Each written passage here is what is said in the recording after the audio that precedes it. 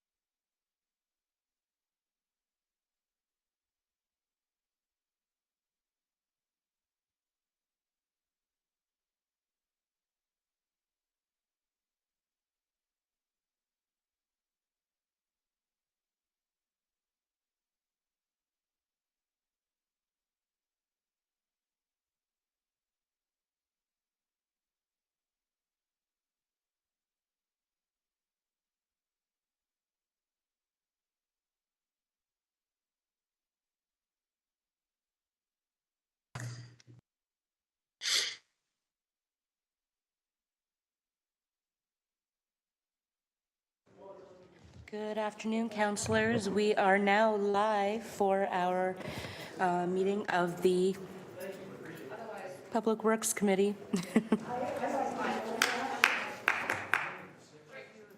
Hi, we're now live.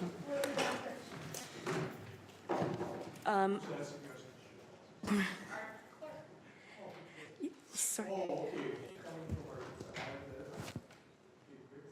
Okay, so our first order of business for this afternoon is to nominate and appoint a chair for the Public Works Committee, and then after the chair, we will go ahead and nominate and appoint a vice chair.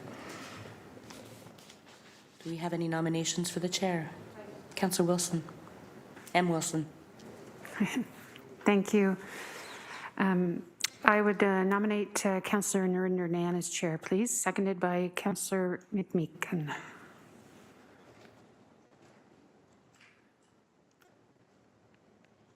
Are there any other nominations for the position of chair?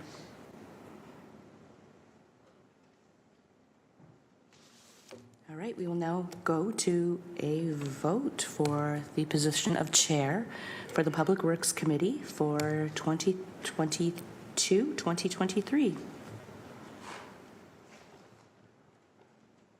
can get the other vote to close. I can't get it to close. All right, let's do it old school like we did this morning. We're going to have a show of hands for the appointment of Councillor Nan to the position of chair. We have 1, 3, your non-voter, Councillor Pauls, Councillor Nan, McMeekin, Councillor Kretsch, Francis Casarvidi. Oh, and Councillor Spadafora. I didn't see you online. And that is unanimous. Councillor Nan, you may now take the chair.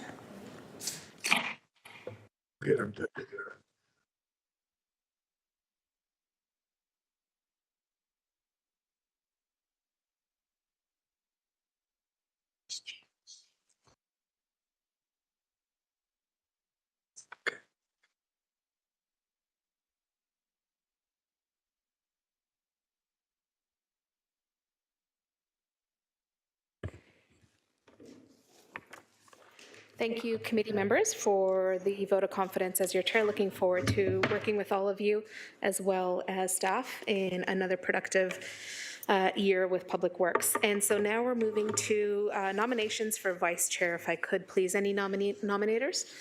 Councillor McMeekin, please. Thank you. May I have a seconder? Thank you, Councillor Beattie. Are there any other nominees or nominations at this time? Seeing none, then clerk, we can move to a vote.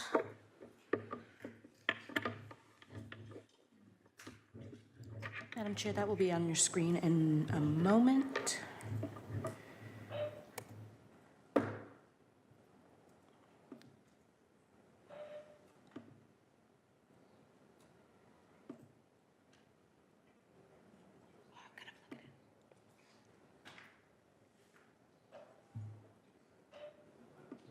Are we going to show hands?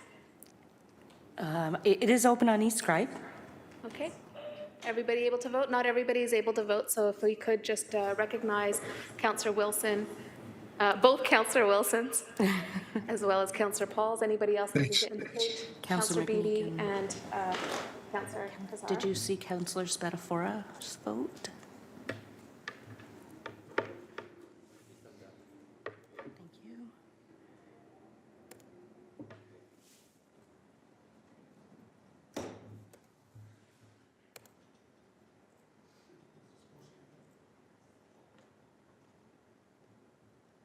That carries unanimously. Thank you. And thank you, colleagues, for your confidence. Thanks. All right, so we're moving on the agenda to approval of the agenda. May I please, first of all, Elsie McIntosh, any changes to the agenda? Madam Chair, the following changes were made to the agenda. Delegation requests, Samuel Jennings respecting waterway sewage challenges and mountain level air quality surveys for today's meeting. This delegation was added with the addendum, however, it has been since withdrawn. And item 8, staff presentations. 8.1, Burlington Street Sewage Spill Update, Report PW 220088, citywide. Thank you for those. May I please have a mover and seconder to approve the agenda as amended, moved by Councillor Wilson, and seconded by Councillor Kassar. Thank you. At this point, should we try electronic vote one more time? Otherwise, we will do show of hands on something like approval of the agenda. I'll just ask for if you are an objection to indicate. Okay, seeing none, we'll move forward to declaration of interest. Any declarations at this time? Disqualifying or non-disqualifying? Seeing none, we'll move on then to approval of the minutes of the previous meeting on September 26, 2022. May I please have a mover and seconder to approve the minutes from that meeting? Councillor Pauls, thank you, and seconded by, I guess I will second it, as I was a previous committee member as well. Any discussion on the minutes, colleagues? Seeing none, we'll move to a vote. Anybody in opposition? Seeing none, it passes unanimously. Moving on to staff presentations. 8.1, Burlington Street Sewage Spill Update PW Report 22088. Director Winters, if you could please begin your presentation.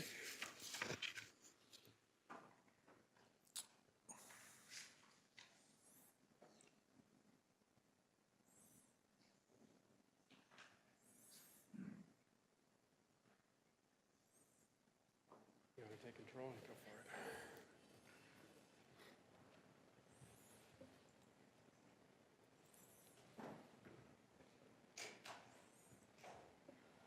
Great, thank you. Good afternoon, Chair Nan, members of committee. Nick Winters, Director of the Hamilton Water Division. And this afternoon, I'm going to walk you through what happened with this spill that we discovered last week at Burlington Street East and Wentworth Street North. And the actions that have been taken since it was initially discovered.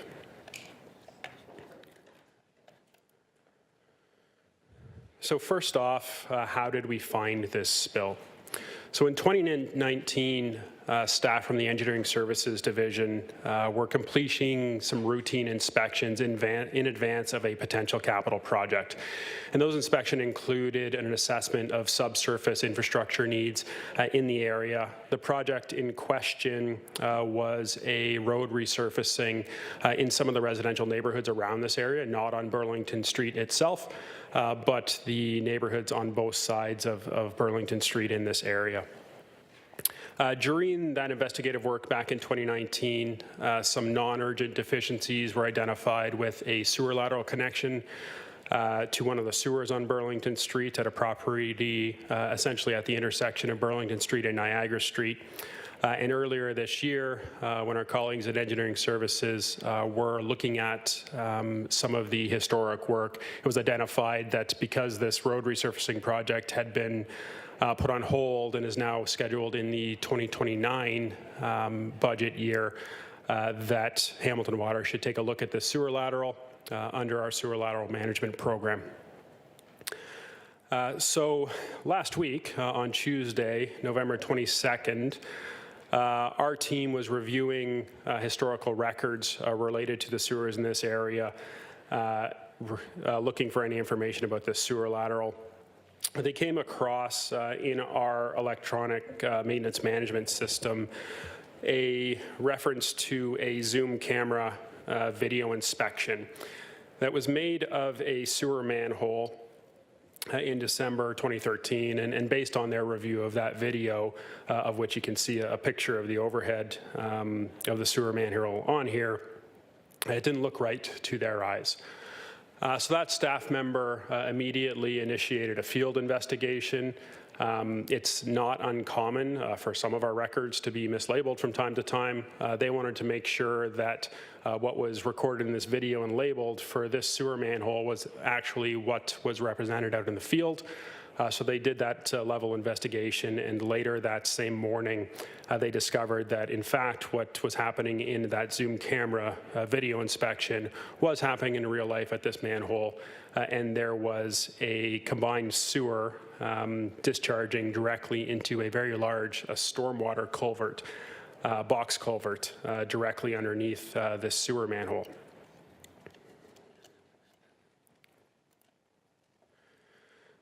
So our staff member reported that. We recognize that that is a spill under the definitions of the Provincial Environmental Protection Act, and you can see on here a record of what that reporting looked like. A notification to the Ministry's Spills Action Centre, followed by notification to the city's spills line. Then we moved into response mode. So any environmental spill, we're looking to stop that spill as quickly as we can once we stumble upon them, and we do respond to a significant number of spills across the city on an annual basis. So in this case, what that looked like was mobilizing a vacuum truck to site, putting sandbags in the sewer to dam up the flow before it could discharge into the storm sewer underneath this manhole, and then vacuuming up that sewage that was being discharged so that it wasn't impacting the environment. That vacuum truck was on site at 4:00 p.m. This past Tuesday. And on this slide, I've also got a reference to the repair work, which I'm going to speak about on some upcoming slides. But just to advise that once this sewer was repaired and there was no potential for this spill to happen again in the future, we did make that notification to the Ministry of the Environment Spills Action Centre as well. And that was this past Wednesday at 9:32 p.m. So this is a map that likely everyone has seen. We've distributed it through the media partners within the city, and it identifies the properties that discharge to the combined sewers in this area that were causing the spill, discharging into that large stormwater culvert. If I move my mouse a little bit, I should have indicated on a previous slide, but this one's, I think, the first one with a map. The sewer manhole in question is in this area where I've indicated with my mouse. The green sewers, or the green lines on here, those are combined sewers. The red lines are separated sanitary sewers, and the blue lines are separated storm sewers. So the blue line that goes north on Wentworth Street here, very large storm sewer, 2.5 meters by 2.5 meters, and you can see a combined sewer that crosses over it, and that's where the bottom of the combined sewer was busted out to allow flow to discharge into the storm culvert going out to the harbor. There was a little bit of confusion about the number of properties within this catchment area. I have to apologize for that because I did report a different number to the media last week. That has since been corrected. But we went with an estimate, and then we went through our GIS system looking for actual service connections to these sewers. And upon an initial count last week, we missed a street. We missed Brant Street. In our calculation, and I ended up reporting that number by mistake to the media. That has since been corrected, so there are 50 properties that we're discharging to the sewer in question, and it is a mixture of industrial, commercial, and institutional and residential properties, mostly residential with some small ICI as well.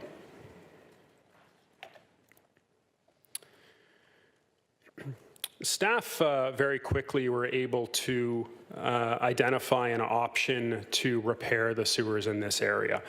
So Hamilton Water staff collaborated with staff from our engineering services division, and what we identified was the combined sewer that was discharging to the storm sewer was only 4.5 meters away from our Western Sanitary Interceptor, which is a very large sewer that runs along Burlington Street and essentially takes flow from West Hamilton all the way down to the Woodward Wastewater Treatment Plant. So we did a bunch of legwork overnight on November 22nd and early in the morning on November 23rd to come up with a plan to reconnect the sewers in the area so that this combined sewer was no longer discharging into the storm sewer, but instead that flow was redirected into the Western Sanitary Interceptor. We had a construction crew on site at 7:00 a.m., ready to work on November 23rd to implement this correction. That work did start at 8 a.m. Last Wednesday. Took a little longer than we'd planned. We were hoping to be off the road by 5 o'clock, but our team did have that work completed by 9:32 p.m. That's when the sewers were completely reconnected and repaired. And then they were off-site very early in the morning on the 24th with the road temporarily restored. So just some drawings of the area. The drawing on the left is the manner in which the sewers were connected prior to the work we did last Wednesday.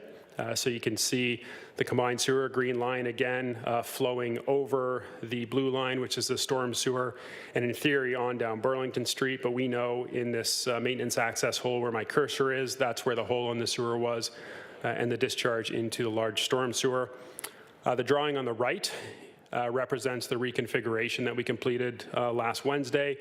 So these sewers, where they previously connected into this sewer over here, they now discharge into the red line, which is our Western Sanitary Interceptor, and the former connections are capped, so there's no potential for any infiltration of anything underground. And these are just some pictures of what conducting that repair looked like. So a brand new piece of PVC sewer pipe was used to make the connection from the old sewer, or from the combined sewer, excuse me, and into the Western Sanitary Interceptor. Fair amount of communications last week about this incident. Not always as timely as we were hopeful for, unfortunately, and I'll readily admit that. There were a lot of wheels in motion, and we were trying to respond very quickly to what was an important and unfortunate situation for our community. So on November the 23rd, that was this past Wednesday, we did deliver notices to every one of the properties that discharged to the sewers, and it was the discharges from those properties that essentially were the spill. Those notices, and you see a picture of it on the screen, and the notice is appended to the report that we've provided. Not that I expect everyone's had an opportunity to read that report yet. They were hand delivered between 5 p.m. and 7 p.m. This past Wednesday. We did have a great success rate with actually speaking to the property owners as part of that hand delivery. So we spoke to about 70% of them face-to-face as part of that delivery, and were able to communicate exactly what had happened and what was going on at that point in time with the repair.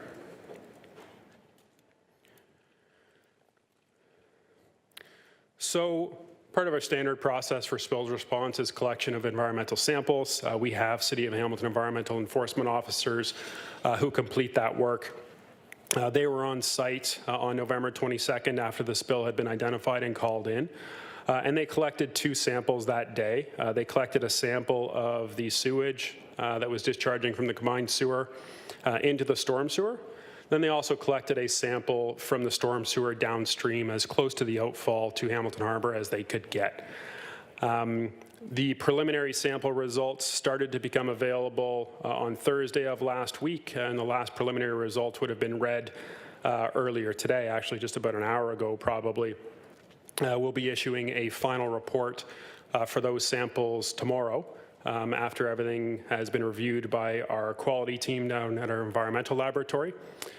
And then we returned to the site on the 25th, so on Friday, to collect another set of samples post-repair. So to see the change in this storm sewer, hopefully based on us eliminating the discharge of combined sewage. And I'm not saying that we're hopeful we've eliminated the discharge. We know we did. We're hopeful that we're going to see a change in the quality of the water in that storm sewer. I have included the preliminary results that were available as of Friday in the report that you have before you today. Essentially, those results tell us that the discharge from the combined sewer is representative of what we would expect to find in residential sanitary sewage. Nothing that's a big surprise in there, and then we do see the impact certainly of dilution from the downstream sample because of the storm sewer that this combined sewer was flowing into.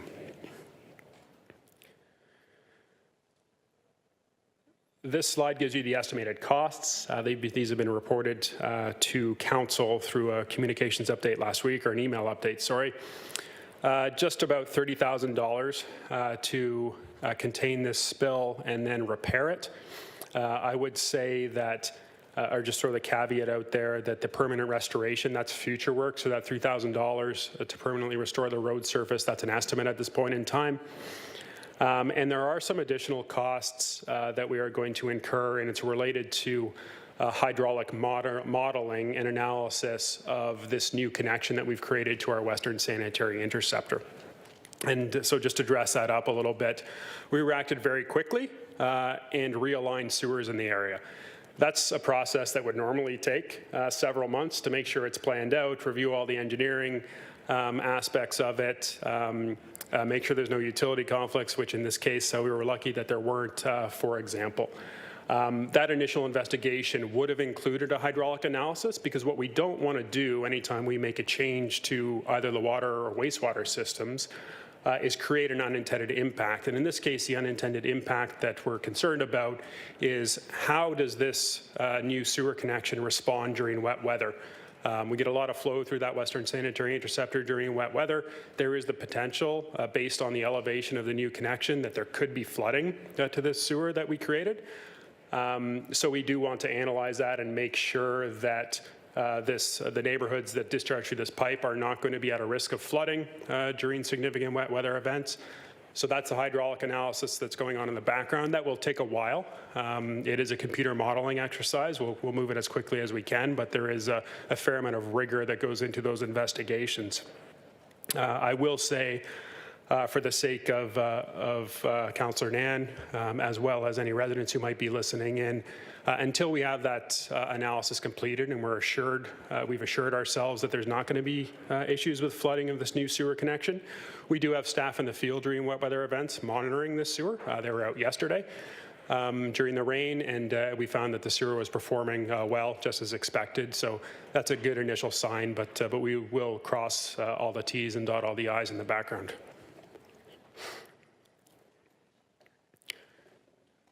So we did a fair amount of work late last week to quantify this discharge. There were a few different ways that we could have calculated what we think the discharge may have been over approximately 26 years.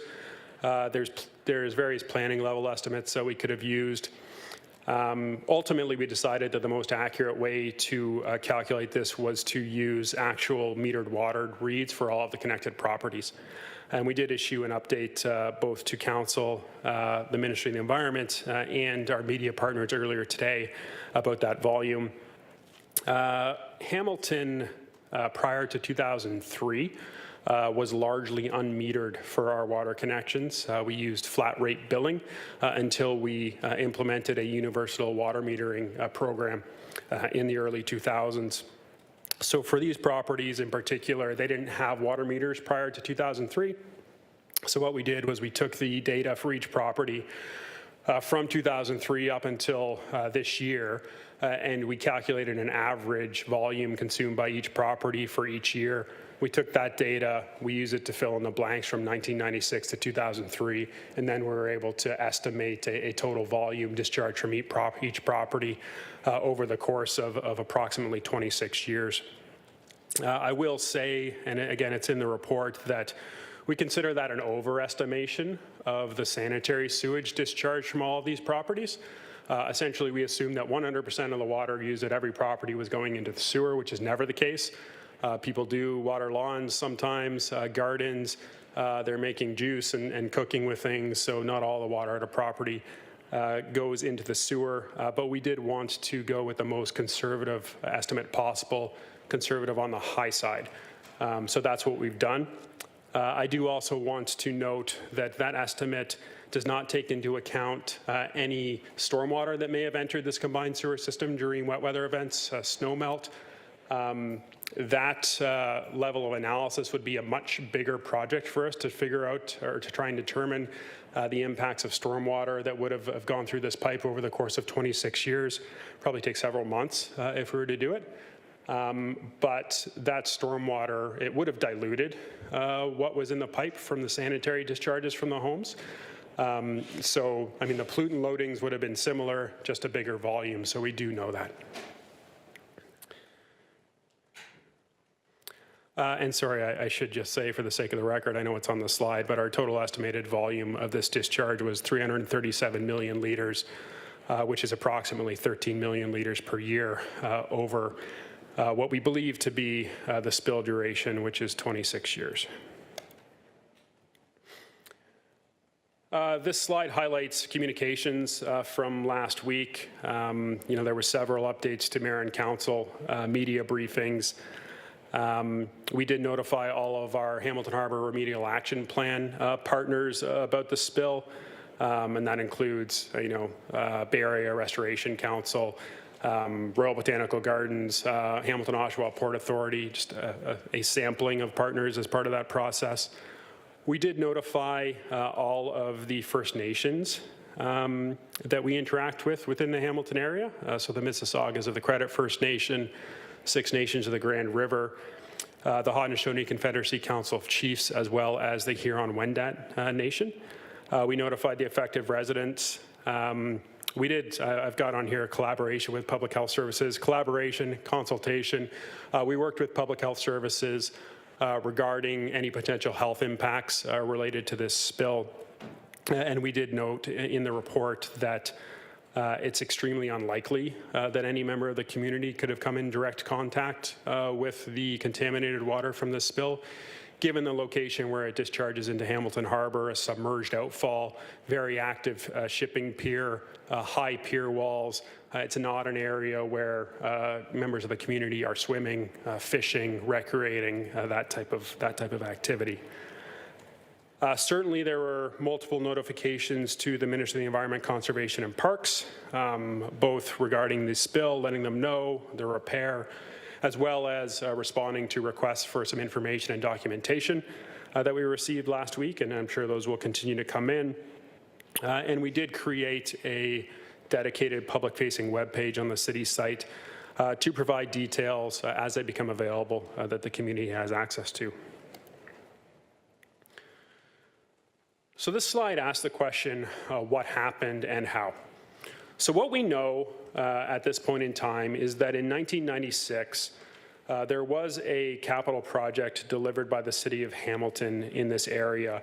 And the project was aimed at road widening on Burlington Street, as well as some subsurface work, particularly on the water mains in the area. However, as part of that project, there was some minor sewer work that was completed as well. And I'm not sure how well this drawing shows up. We did append it to the report. But what you can see on the drawing, if I move my cursor over here, there's a note from the consultant engineer who was preparing the drawing package for this tender to break into top of existing box culvert with 15-inch storm sewer. So the work to create this hole in the sewer discharging into that large box culvert, that was planned. It was purposeful. We don't know why yet. We're going to assume that the individuals that were involved in this project back in 1996 were not trying to create a problem. They were trying to solve a problem. I'm certain that that's the case. But what the problem was, we don't know at this point in time. Probably something to do with capacity of the sewers or potential for flooding during wet weather, and they were trying to resolve that. But we'll have to keep digging into records to see what we can find related to why they determined that it was the best course of action to create this interconnection between the sewers. What doesn't show up great on the presentation slide is that the lines that we've highlighted in yellow, the labeling for these sewers indicates that they are storm sewers, both running down Burlington Street here, as well as running down Wentworth Street here. And as I mentioned to the media last week, these are the drawings that would have been issued by the consultant in the city to the contractor, who was Lafarge Construction, who was doing this work back in 1996. And Lafarge Construction, they would have been following the instructions provided by the City of Hamilton for this project. And unfortunately, what it looks like is that the consultant who was working on this, for some reason, had inaccurate data for this area of the wastewater collection system. And as you can likely imagine, creating a connection from one smaller storm sewer to a bigger storm sewer wouldn't be a problem. Unfortunately, it doesn't look like they knew that they were actually connecting a combined sewer into a storm sewer. So just some other notes on this slide. I mean, different organizational structure back in 1996. There was the transportation, I believe it's actually Transportation Operations and Environment Group, so I've got a typo on this slide. I apologize for that. We are still looking to collect records related to this project. We have the design drawing package available to us, but the actual contract, inspection records, things like that, those are all things that either would have been archived or by this point in time may have been destroyed, given that it's 26 years later. So we are still seeing what we're capable of recovering from that work. So why was the spill not discovered sooner? So this is highlighted in the report as well. And this slide speaks to Zoom camera sewer inspection contracts. And the picture on the slide is not of our system or our staff, but it is of a gentleman using a Zoom camera, which is essentially a big camera on a pole with a very powerful light to complete a sewer inspection. In the early 2000s, in 2004, the City of Hamilton issued our very first Zoom camera sewer inspection contract, and it was C1129-04. That was the contract number. And the idea was that we hire a contractor and they would go around to all 48,000 plus of our maintenance access chambers, and they would do an inspection over the course of 5 years. Every maintenance access chamber over that 5-year period once. And in the initial contract, what they were looking for was structural deficiencies to the maintenance access chamber, so obvious signs of concrete spalling, infiltration of groundwater, things of that nature. And then they would take the Zoom camera and they would take a picture up each sewer connection in that maintenance access chamber, and they were looking for, again, structural deficiencies. Are there obvious cave-ins in the sewer, or significant buildups of debris or blockages, flow issues? In that first round of the contract, they were also taking GPS coordinates for every maintenance access chamber lid, and that information was going back into updating our GIS systems, which we're developing at the time. Undertaking 48,000 maintenance access chamber inspections in a year is a lot of work. It's around 9,600 videos per year, and the way that the contractor was reporting the information back to City of Hamilton staff was they would fill out a deficiency report, and we've got an example of the report that we could distribute, but essentially one report could have 26 pages with a fairly extensive list of sewer manholes on it, and then categorized deficiencies. They were using a structure that was provided by the City of Hamilton to categorize those deficiencies, so structural, debris in a pipe, flow issues. And that information was then used by City of Hamilton staff to determine whether we needed to initiate investigations, potentially for maintenance, or looking at using that condition information to improve our asset management programs. What staff weren't doing is we weren't reviewing these videos ourselves. The contractors were out there, they were looking for certain deficiencies. We didn't have the resources to go through 9,600 videos ourselves. What would happen is those videos would periodically be bulk uploaded into the City of Hamilton's network. They'd be available to staff, but staff would only be accessing them if for some reason, based on the reports they were receiving, they wanted to go back and do some extra investigation into a certain issue. There was a video of this sewer manhole where this cross connection was created from 2009. There was another iteration of the Zoom camera contract issued in 2010. Little bit of a different output required from the contractor, but very similar. They didn't have to go back and redo the GIS coordinates, for example, so that wasn't part of the contract. But they did do another round of videos between 2010 and 2015. Same type of information and same process. Staff weren't reviewing those videos directly. We are still looking to see if we can find a copy of a report from the contractor that would include a line item for this specific sewer manhole where this cross connection was created and any indication of a deficiency with the manhole. Unfortunately, all these things have been stored by different staff on various drives over the years, so we're hunting to see if we can find that specific report. If it exists, we don't know that it exists. And if we can, it's a bit of a job to search all these documents because they're all PDFs, they're not easily searchable necessarily. But we do know that a video was made of this sewer manhole in question in December of 2013. This contract was issued again in 2015, and it finished in 2021. By this point in time, we were finding that, structural assessments of our maintenance access chambers were not necessary every 5 years. Nothing was changing that fast, so the information was becoming less valuable to us.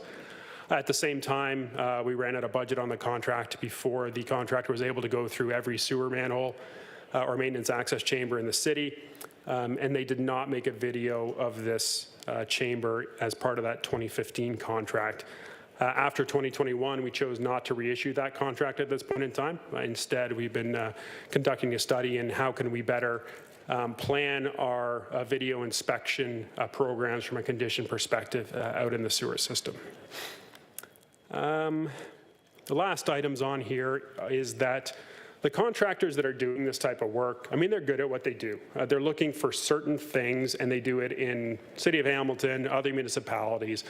But they aren't going out with City of Hamilton design drawings and saying, this is a combined sewer, this is a storm sewer, this is a separated sanitary sewer. Their capability of flagging deficiencies, like the fact that there was a spill occurring here, is not very strong. We really would have needed a set of Hamilton Water eyes or engineering services eyes on the sewer. They could have identified that we had a combined sewer connected to a storm sewer in this location. Which, when we finally reviewed the video, that did become apparent very quickly. And then the last thing on here is the contractors, they weren't looking for cross-connected sewers. I've showed the overhead view of this maintenance access chamber with a hole in the bottom of a pipe. That may look peculiar in and of itself. But we know with our eyes out in the system, in a very old wastewater system in Hamilton, that connections like that are not uncommon. So that wouldn't have been a flag to the contractor itself that there was this hole in the bottom of the pipe. It was clearly intentionally made. So we don't believe that they would have flagged that as a deficiency in one of their reports. I wanted to put a slide in here because everybody naturally links this spill to the Chedoke Creek spill. And I would say that they're connected by the fact that they never should have happened. And it's unfortunate that they did, but there's also some very key differences that I wanted to speak to you about briefly. The Chedoke Creek spill occurred because a gate that Hamilton Water staff operated, Hamilton Water staff maintained, Hamilton Water staff had connected into our SCADA system, had moved and allowed the spill. This is a piece of infrastructure that should have been inspected on a very regular basis, should have been maintained. Unfortunately, wasn't. The spill that we discovered last week, I've characterized it to the media as an anomaly. That type of connection from a combined sewer to a storm sewer, they do exist as part of our sewer system design. There are designed overflow points to prevent flooding. But creating one and not having it documented in our systems for inspection to help feed into our hydraulic models so that we're reporting on an annual basis the amount of combined sewage that goes to the natural environment, all of those steps were missed because this shouldn't have happened. because the contractor did think they were connecting a storm sewer to a storm sewer. Because of that, it's not a point that Hamilton Water staff would have inspected on a regular basis for any reason. The only reason we would have inspected it is in advance of capital works, potentially, or if we were experiencing a maintenance issue in that area. Debris buildup that was significant, a sinkhole, something like that. So, we've searched through our maintenance records, and we can tell you that no Hamilton Water staff member has responded to this sewer manhole since 1996 for a maintenance-related purpose. So when we were out there last week, that was the first time we had our eyes on it. Excuse me. This slide speaks to corrective actions related to Shidok. And I've highlighted the ones on here that also have a linkage to the spill that we discovered last week. There are a lot of things that we did as a result of the Shidok Creek spill that would not have impacted our response to this incident at all. There's no gate there. There's no weir that requires inspection. There's no controlled regulator that requires inspection. But our wastewater quality management system spans our entire operation. And now that we know that this type of connection existed once, we have to ask ourselves as part of our risk assessment that we do annually, what's the risk of it happening somewhere else? And how do we control that risk? Documentation related to this incident certainly is a big part of our wastewater quality management system. How we respond, potentially, we'll have to look at how we responded to this event and see if it aligns with how we say we're going to respond to these types of events in our standard operating procedures. We created the Surface Water Quality Program. We've got a couple slides coming up on that that absolutely relates to this event and any other events, if there are any happening within the City of Hamilton. And then we created our wastewater overflows and bypasses monitoring website, which, again, community accessible through the City of Hamilton web page, and it identifies when a combined sewer overflow is happening so that the community knows. At this specific outfall, which is the Wentworth Street outfall, we don't have instrumentation to record the volume of combined sewer overflows, but we do have an indicator from an upstream controlled sewer regulator when there's a combined sewer overflow at this location. I know in 2021, based on hydraulic modeling, that this CSO outfall was active 50 times for designed overflows from the sewer system. It is our most active combined sewer overflow location in Hamilton. And certainly, I think you'd reported through the media earlier today that on an event-by-event basis, we see approximately 17 million litres of combined sewer overflow or combined sewage discharge from this overflow point out to Hamilton Harbour. So I've got two slides here, I think, on the Surface Water Quality Program. This is a program that's been in place for just over a year. I did mention as part of our budget last week that we brought our first annual report to Public Works Committee this past summer. And part of this program, we implemented, you see these green dots, surface water sampling locations, various locations across the City of Hamilton. These are along the harbourfront here. And we actually have a surface water quality sampling point at the end of Pier 14 here. The black curvy line here is the Wentworth Street outfall to the harbour location. And we picked these points because the purpose of our surface water quality program is to identify if there is potentially anything unusual happening in the surface water as a result of City of Hamilton infrastructure, and to give us data then to flag that something might be happening so that we can investigate. In other areas of the city, we have years and years worth of data available to us to help us with that determination of whether something is going on. In these locations, because they're brand new, prior to 2021, no sampling was occurring at these locations. We have just about 14 months worth of data. So, next slide, probably a little bit difficult to see on the slide, but this gives you a snapshot of data for this location. SW6 is the location. It's the Wentworth Street combined sewer overflow. And you can see the type of data that we're collecting, nutrients, there's my cursor, phosphorus, total nitrogen. We look at total suspended solids. We look at bacteria. So in this case, E. coli as an indicator of sewage waste being discharged into the harbor. You can see that we have just about, I lost my cursor, sorry, 14 months worth of data available. It's not a lot. For example, if I look at the total suspended solids, there's my cursor, plot for this location, we can see in October of this year, we saw a much higher concentration of solids in our sample at this location. We know from our field observations that there were some tugboats out there that day moving a ship around. They were stirring up a lot of sediment. Reason for an anomaly from a total suspended solids point at this location. Nothing sticks out based on the data I'm showing you or the other data that we reviewed that would have identified that this spill was occurring. And I'm going to give you an example on the next slide. And so this plot is from Chedoke Creek, downstream of the K-Drage access bridge. And there is data on this plot going back to May of 2002. So we are talking, this goes to the end of 2018. So we're talking about 16 years worth of data that was available at this location. And what you see is a relatively stable baseline, this red line of data with the few odd spike. And then you see in 2014, all of a sudden the data kind of goes really wacky. And the data gets even worse in 2018.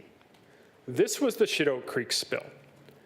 And you can see it very clearly on this graph that something significant changed in this water course early in 2014, got even worse in early 2018. And this is the type of thing that we're looking at being able to identify with our surface water quality program. If you get a long enough trend of data, then all of a sudden you can see things that warrant investigation. And some of these spikes in previous years, 2011, 2009, 2004, may have warranted an investigation into city infrastructure. Certainly we should have been investigating in 2014. The problem, and one of the factors that contributed to the Chedoke Creek spill, is that no one was looking at this data. It was coming through, this is Hamilton Conservation Authority data, and that's not to point fingers at the Conservation Authority. The data was being collected by the Conservation Authority as part of one of their programs, analyzed at the City of Hamilton Laboratory. Everyone was looking at this data on a result-by-result basis. When a new result came in, you'd look at that result and say, oh, that's interesting or odd, or I wonder if the next result is going to be similar. But no one was looking at a long-term trend. And the long-term trend tells the picture very clearly. And so this is the program we're building with the Surface Water Quality Program for all of our combined sewer outfalls and other areas. So I'm coming to a close here. I did want to mention our sewer lateral cross-connection program. A lot of new members around the council horseshoe this term, which is excellent. You may not be up to speed on all of our programs. This is an important one. Sewer lateral cross-connection program, it identifies and repairs homes that are improperly connected to the city's sewer system. So unfortunately, back in 2009, we discovered that there are homes across the city of Hamilton.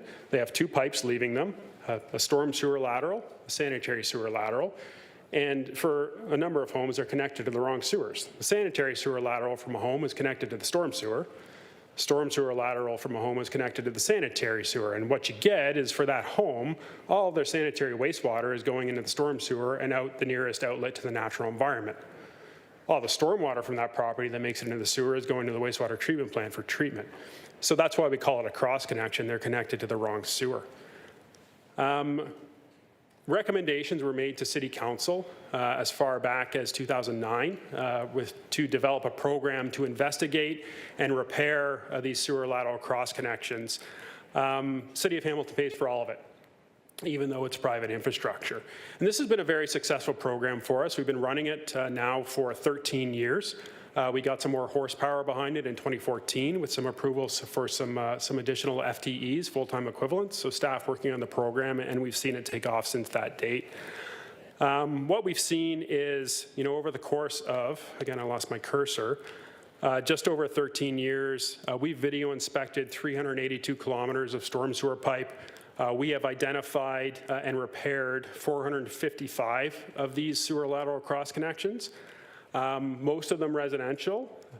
We did have one industrial, commercial, institutional facility in Ancaster that we corrected last year. We found one earlier this year that was a collection of townhomes. And I'd have to ask Manager Dave Alberton exactly where that was. But we do see, unfortunately, in our system, and this is not unique to Hamilton, scenarios where everything isn't hooked up properly and there's an impact to the environment because of it.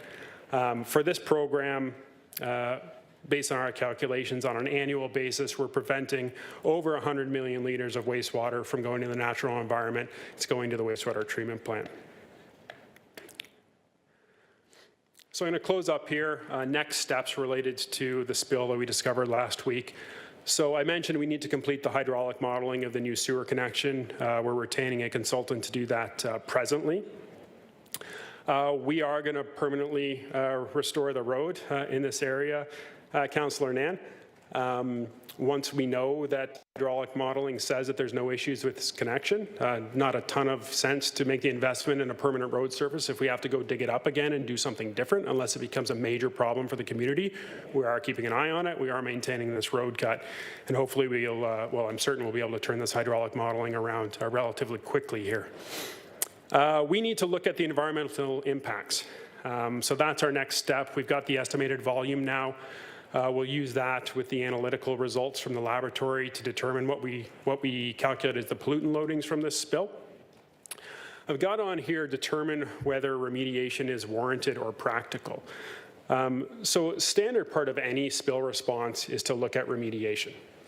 The challenge here is that we had an average of 13 million liters of sewage go out this outfall to the harbor on an annual basis from this spill. At the same time, we would have seen approximately 800 million liters go out of this outfall during wet weather as a result of planned system operations. So I'm going to suggest that it's likely impossible to separate any impact to the natural environment by what's attributed to the spill versus what's attributed to just normal operation of our system.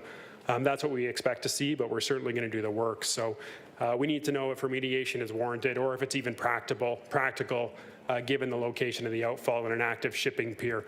So we'll look into those.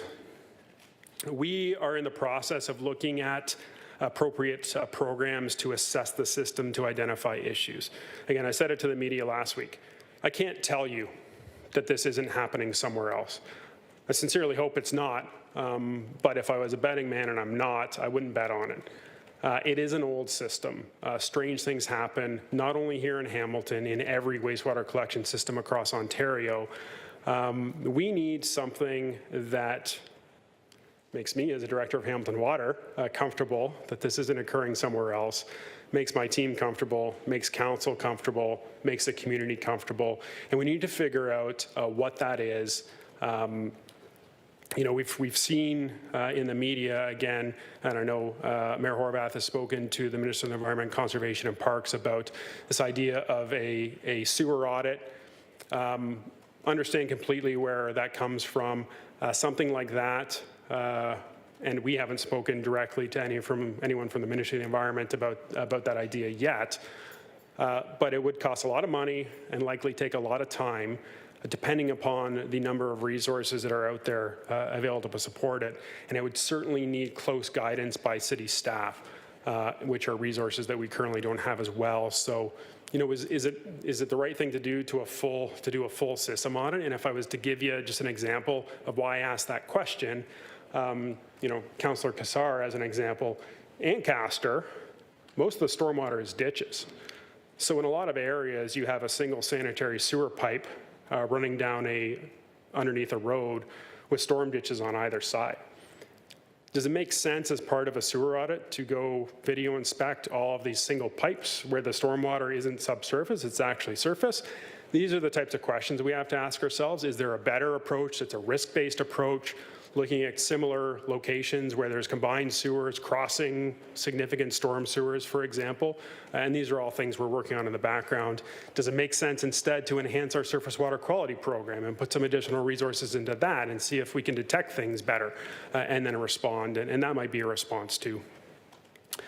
And lastly, we're going to continue to investigate records related to the 1996 capital project to see what we can locate, as well as reports from our Zoom camera contracts over the years. And certainly, we know the Office of the City Auditor is investigating this incident as well, and we welcome that. We'll be fully cooperating, of course, with that audit and providing information. And so that is it. Oh, I think I went one slide too far. But with that, I'm happy to answer any questions that committee might have. Thank you, Director.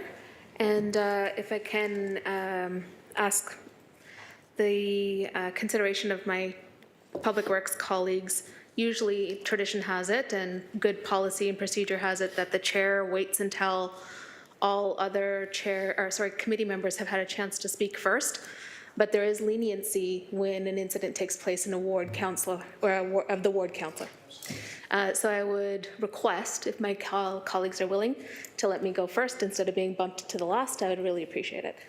Okay, thank you so much. I appreciate that. Thank you. And I'll take the chair. Go ahead, Councillor. You are on point. Thank you.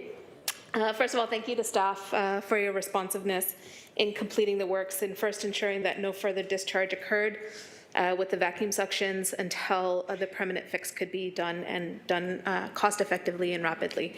I appreciate that.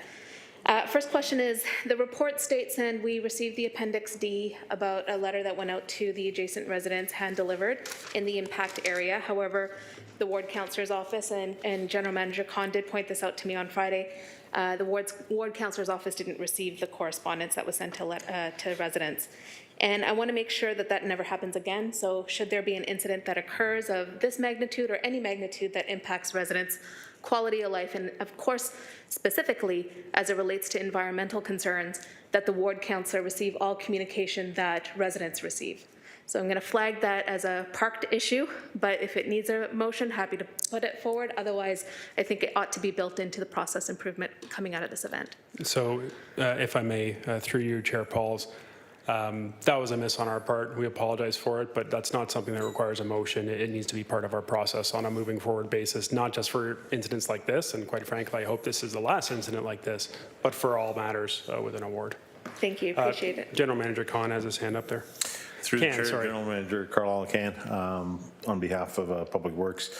The members of SLT, we are closely following this file, and we are planning a debrief. Not only does it apply to Public Works, but it applies to all departments within the city. So we are doing a lessons learned debrief, and we're going to make sure that we have a checklist and all the things and the tools necessary for the, hopefully, it doesn't happen again, but if there's any emergencies, that we have that as part of our policies and procedures across the city. Thank you, appreciate it.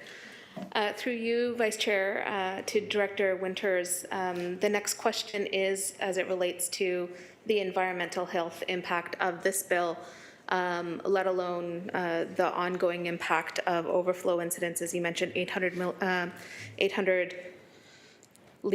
million liters during those storm events that get discharged into the harbor. So we're looking at 337 million liters, essentially 135 Olympic-sized pools, and that is on top of the cumulative impact over years of the system that discharges as it does because of the way it's designed.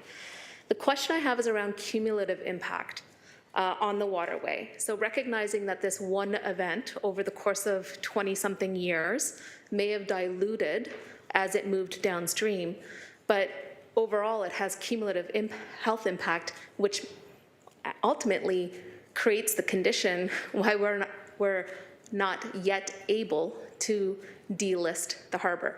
It is a contributive factor to why the harbor cannot be delisted. So if I could get through you a sense from staff about how are we measuring cumulative impact to the environmental health of the harbor, of our system, as it continues to discharge. Thank you, Councillor. So through you, Chair Pauls. So that's a partnership with the Hamilton Harbour Remedial Action Plan, particularly the scientific community that supports the HH-RAP. That level of monitoring is a collaboration between various parties through the HH-RAP, and it is reported on annually. Actually, there's a sessions coming up in late January and early February of 2023 that looks at the 2022 data collected for the harbour and whether any of the partners needs to do anything different within their scope of responsibility to address any concerns of that data. We're actually looking forward to presenting data related to the Woodward upgrades in the tertiary facility as part of that. But any guidance related to do we need to do extra will come out of those conversations with the HH-RAP community. And certainly something that the City of Hamilton participates in fully on an ongoing basis. I hope that answers your question. Thank It you, does for Director. now, and I'm happy to take it up in the context of our climate plan as well, in terms of our targets and what our aggressive strategy is moving forward. Through you, Chair, Vice Chair, is there any record for Hamilton Water of the households connected to the impact area ever reporting odors or other concerns related to the sewer pipes specifically in that area? Director? So through you, Chair Piles, you know, I'll start to answer this question, and I'll ask Acting Director Shane McCauley or Dave Alberton, Manager of Water Distribution and Wastewater Collection, to chime in. We know that there's concerns in this area of the city with regards to sewer-related odors.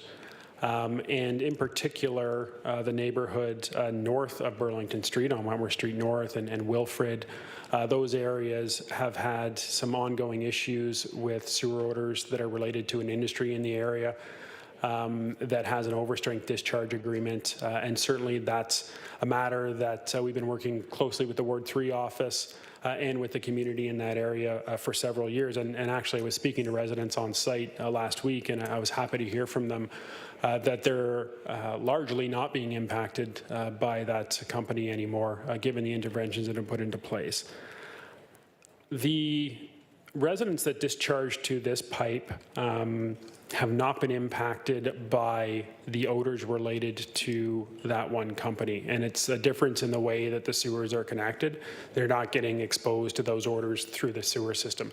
That's not to say that they haven't had sewer odor issues necessarily, or that they haven't been impacted by overland odors given the proximity. But I will say that these residents have discharged to a different sewer pipe that prior to last week was completely separated from even the Western Sanitary Interceptor, unfortunately, so they weren't impacted by that. Shane or Dave, anything to add in? Good afternoon, Shane McCauley, Acting Director of Water and Wastewater Operations. No, that's correct. We haven't received any odor complaints from that side because they are on the separated sewer, or they were on the separated sewer on the north side. Councillor, you have 5 minutes up, but since this impacts your ward, I'm wondering if Council agreed to give an extra 5 minutes to you. So you get all your questions answered. Everybody agree? Should we vote on it? Okay, you go ahead. Thank you. I appreciate the leniency of time. Hopefully I don't need the whole 5 minutes. So I appreciate the response. It would be great to have a community meeting of the adjacent neighbors where we have documented concerns that have been raised through our office and through to water, specifically to help educate the residents in this area and to bring the evidence forward that this specific incident isn't related to the odor complaints that residents have been experiencing just north of this intersection. The next question I have is regarding the CSO outfall being submerged, and that some of our CSO outfalls are above ground and others are not. Through you, Vice Chair, just if you could provide a little bit of education about why there is that difference, about some above ground, some underwater? Director? Certainly, through you, Chair Pauls. It largely has to do with the hydraulics of the system, Councillor. These sewers are designed to flow by gravity wherever possible. Sometimes we have to pump to a higher elevation to allow that gravity to take over again. But given the hydraulic grade lines, so the level of which the local sewer system was constructed, in certain areas the outfalls to the natural environment have to be at a different elevation for the sewer to function correctly. And it just so happens that in particular along the harbor front, especially in the areas that are active shipping locations, a lot of boat traffic, outfalls need to be lower so they aren't at danger or risk of the boats going through there from a damage perspective, but also just to maintain system functionality. One of the items that my team keeps an eye on is where we have outfalls to the natural environment from the combined sewer system that are above the water level. We have opportunities for different type of interventions. On most of those types of outfalls, we have booms in place to collect any debris from the sewer system that might be discharged during a combined sewer overflow event. Those also give us the opportunity to identify, we inspect all those locations at a minimum monthly, if there is any unusual activity that might be attributable to a spill. But unfortunately for these submerged outfalls, we don't have that opportunity. Particularly in the active shipping areas of the harbor, we can't install booms because they're problematic with the boat traffic, but also because they just wouldn't work. We also lack that visible cue to identify whether there might be something unusual going on and lead us to investigate. Thank you, Director. Councillor. Thank you. And so through you, Vice Chair, the report, and you indicated in the presentation that there are currently ships being docked in the area where our infrastructure is with the outflow. Does that need to be addressed in any way in terms of enabling staff to have appropriate monitoring access? So through you, Chair Pauls, we work very closely with the Port Authority on that. You know, we do visit, in particular, our surface water sampling location in this area monthly, and we don't worry too much about what's happening when we collect our samples because we do recognize that things are going to change in that area. But for example, if we needed to go into this location and do sediment collection and analysis, then that's something we would coordinate very closely with Port Authority staff. And certainly we would have to work around their shipping schedules in order to be able to complete an assessment like that. Thank you. And finally, so Councillor, or through you, Chair, Vice Chair, Director Winters, you said at this point there's no way to ensure there's no more holes that took place as a result of these contracts.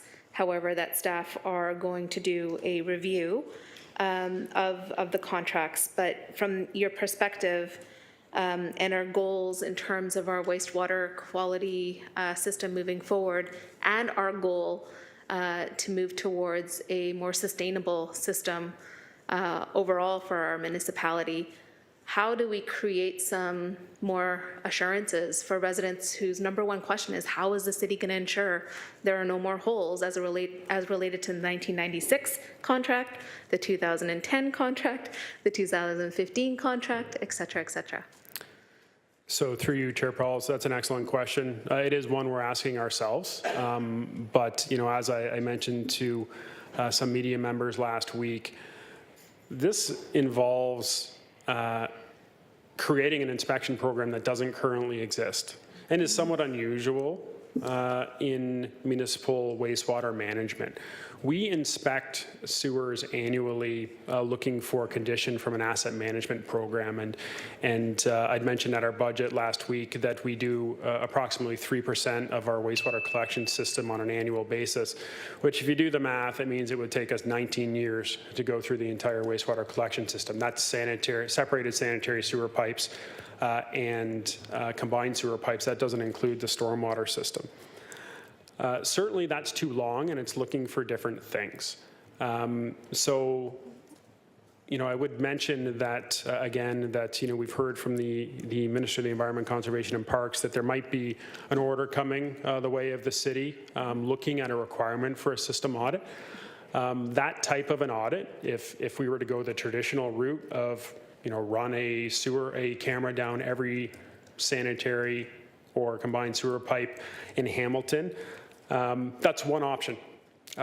Likely to be expensive. I mean, we've put some thought behind it, and this question may come, so I'll just give you our thought. We expect that something like that would cost more than $10 million and likely take more than 4 years. Again, depending upon the availability of contracted resources. And we'd probably need at least 5 staff to oversee that program. Because in this case, we're not looking for structural conditions, which contractors are used to flagging. We're looking for functionality and design issues. So every contracted crew would need to have a City of Hamilton staff member accompanying them, seeing what they're seeing, directing them what to look at, potentially dye testing and things in that area, or things of that nature. One of the things we're asking ourselves is there a risk-based program that gets us where we want to be faster? So our teams are already looking at areas where we have similar designs in the wastewater collection system, where you have a smaller local combined sewer crossing a large stormwater box culvert. Is there an opportunity for us to develop a short list of kind of high-risk areas where we can focus our resources? I mean, I mentioned it in the report, regardless of what comes from the ministry, this is what we owe to the community and council and our own operations to make sure that we're putting a program in place to control this risk. And that is something that we'll report back to Public Works Committee on as we move forward. Thank you, Director. And Chair, you're always welcome to go second time. So I'll give you the chair back. Thank you. Thank you, Councillor, and thank you, committee members. For next up on the speakers list, we have Councillor A. Wilson, followed by Councillor Crutch, Councillor Kazar, Councillor Francis, and then Councillor M. Wilson. Thank you. Thank you. And through you, Chair Nan, could we pull up slide 14, if that's all right, for just a couple of questions. My first few questions through you, Chair, are just about clarifying the monitoring regime that's already happening, just to get a better sense of what looks at what. So these privately contracted Zoom camera sewer inspections that are supplemental to the manual and video inspections that our city staff do, what was the specific reason these folks were contracted? What portions of the sewer system were they asked to review? Just seeking some clarification. So through you, Chair Pauls, thank you, Councillor, for the question. The Zoom camera inspections, they looked at the entire sewer system. So both the separated sanitary sewer system, the combined sewer system, and the storm sewer system. And they were looking in the early days, the first contract, the information was feeding into our GIS systems to improve the accuracy of those systems. Two, they were looking to guide some of our other programs, so our maintenance programs. So if there were areas that were identified that had significant issues with debris buildup, for example, we would put a sewer flushing maintenance program into place in that area to prevent that buildup from happening and create a risk of flooding in that area or sewer odors developing or things of that nature. They're also being used to guide our more costly and slower condition inspection program to plan our capital renewal. So the information was identifying areas where sewers were in a poorer state of repair, and then those areas would be scheduled for a follow-up CCTV inspection, and that's actually running the camera through the sewer pipes, doing a more in-depth condition assessment, leading into either full capital reconstruction, sewer lining, things of that nature. I hope that answered that question. Thanks. And through the chair, just following up, I believe I heard that these multiple private contracts that we put out to this contractor, because of the prioritization of the work, they did not review our entire system. What portion of our system remains, of this contract, the whole system, privately being looked at, just these private contractors via the Zoom camera sewer inspection, what portion roughly of the system remains uninspected? So through you, Chair Nan, so through the two early iterations of the Zoom camera inspection, so the 2004 contract, the 2010 contract, the entire system was completed. It was for the 2015 contract where we didn't get through the entire system, and I would ask, I don't think that there's anyone with us today who would be able to tell us, what percentage of the system didn't get completed as part of that contract. We could certainly follow up with that information, though. We do know that from the more thorough CCTV inspections, and I had it on a budget slide last week, and I'm trying to use my memory to pick it out. But we've been doing an average of 3% of our sewer system. That's on the wastewater side, so sanitary and combined on an annual basis. And over the course of about 20 years, that would be about 60%, which would leave around 40% of our system left to be inspected using that technology. I will say, though, that again, just to repeat, the contractors that we hire to do that work, they're looking for specific things. They don't necessarily understand the full system functionality to be able to identify spills and things of that nature. Thank you, and that's really helpful in getting a sense of what is city staff inspected, what have we used private staff to inspected, what coverage is that, because I want to take this conversation to where the presentation ended, which is where do we go from here? And if this is the data matrix that we're working with, I heard a lot of kind of aspiration. Maybe through the chair, I'd be curious if there's any recommendations from Director Winters as to what those next steps actually look like when we're thinking about moving forward. If it's not an audit of the whole system and it's a partial audit or a strategic audit, here's the data points we have. I have a much clearer sense of what those data points are. How can we use them to be strategic? So through you, Chair Nan, we're not ready for a recommendation yet. It has been less than a week, and we do want to see what our partners within Ministry of the Environment, Conservation and Parks are going to look to us to do as well. It may become a moot point for us to come up with a recommendation if they're going to require us to do something different. But at a high level, I do believe that the community would be best served if we determine a risk-based approach to inspect our sewer system with fuller inspection occurring over a longer period of time. If I was to give you just a real quick example, we have approximately 165 sewer regulators out in the combined system that are designed to overflow during wet weather. We inspect every single one of those points twice a year. That's been an ongoing maintenance program. There's always risk with a combined sewer system of a spill occurring because of the age of the infrastructure or sewer buildups and things like that. It's how quickly can we catch them? And that's the challenge. And when we think of a program, I can't stand up here and tell you I can prevent every sewer failure. I can't. I'm not magic. But we can put together a program that will allow us to catch things as quickly as we can and intervene.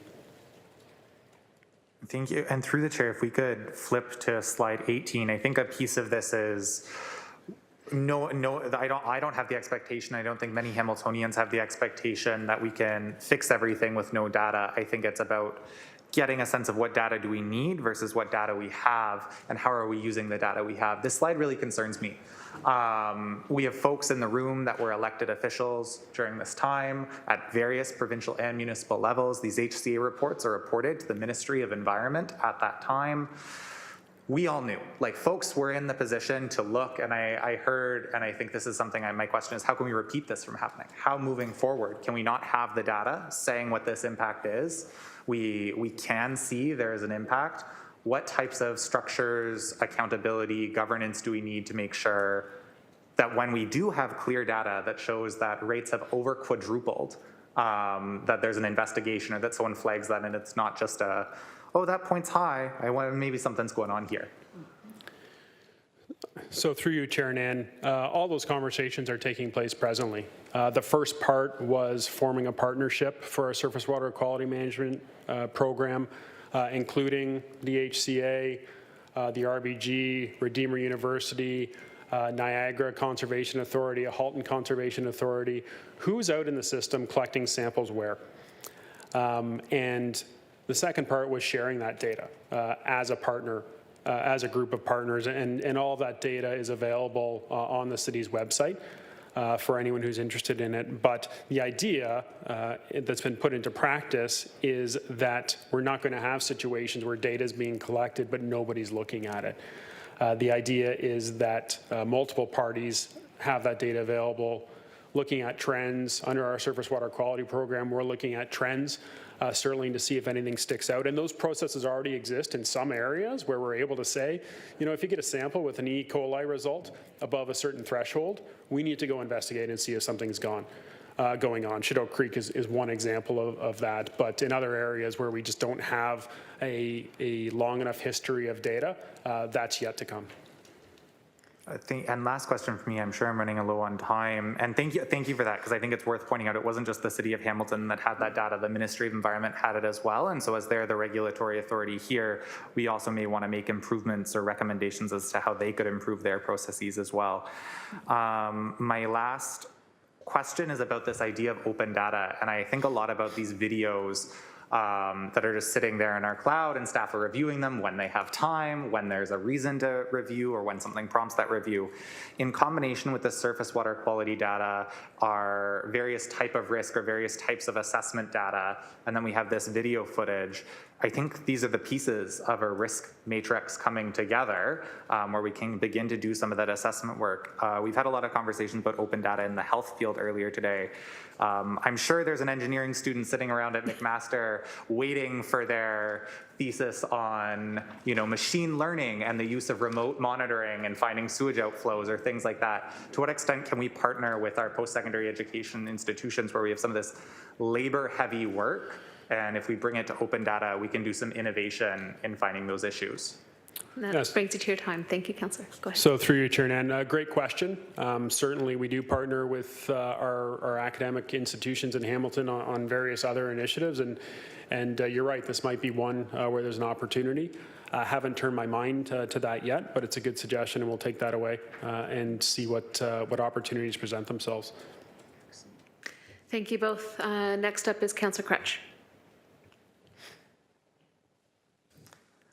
Plus one to that suggestion. This has been used as a kind of model for other kinds of academic work I've done in the past where there's just so much volume of material. So love that suggestion, think it's great. You talked about in 1996 that the interconnection between the sewers, this work that was done intentionally, right? So what that tells me is that, at least at some point, this was a standard practice, right? So some type of a standard and some type of a practice that was being used in 1996 with respect to this sewer pipe. With the assumption, based on the fact that you said, it's kind of likely, I'm summarizing, that this is not the only instance of this across the city. Is there a way to actually use dating, right? So like we had a certain standard, right? And that standard was connect these two sewers in the following manner, was probably used industry-wide from, we'll say, this period to this period. We are going to look at the reports from this period to this period across the city to determine where those locations are and use that as a way to, in a risk matrix, to say, hey, we ought to start here in terms of the places we look. Is that something you're using as a way to measure where you might be looking next or how you're assessing those risks, if that makes sense? Well, so through you, Chair Nan, you know, that's something that we can think of. The real issue here was not the date that the work was completed.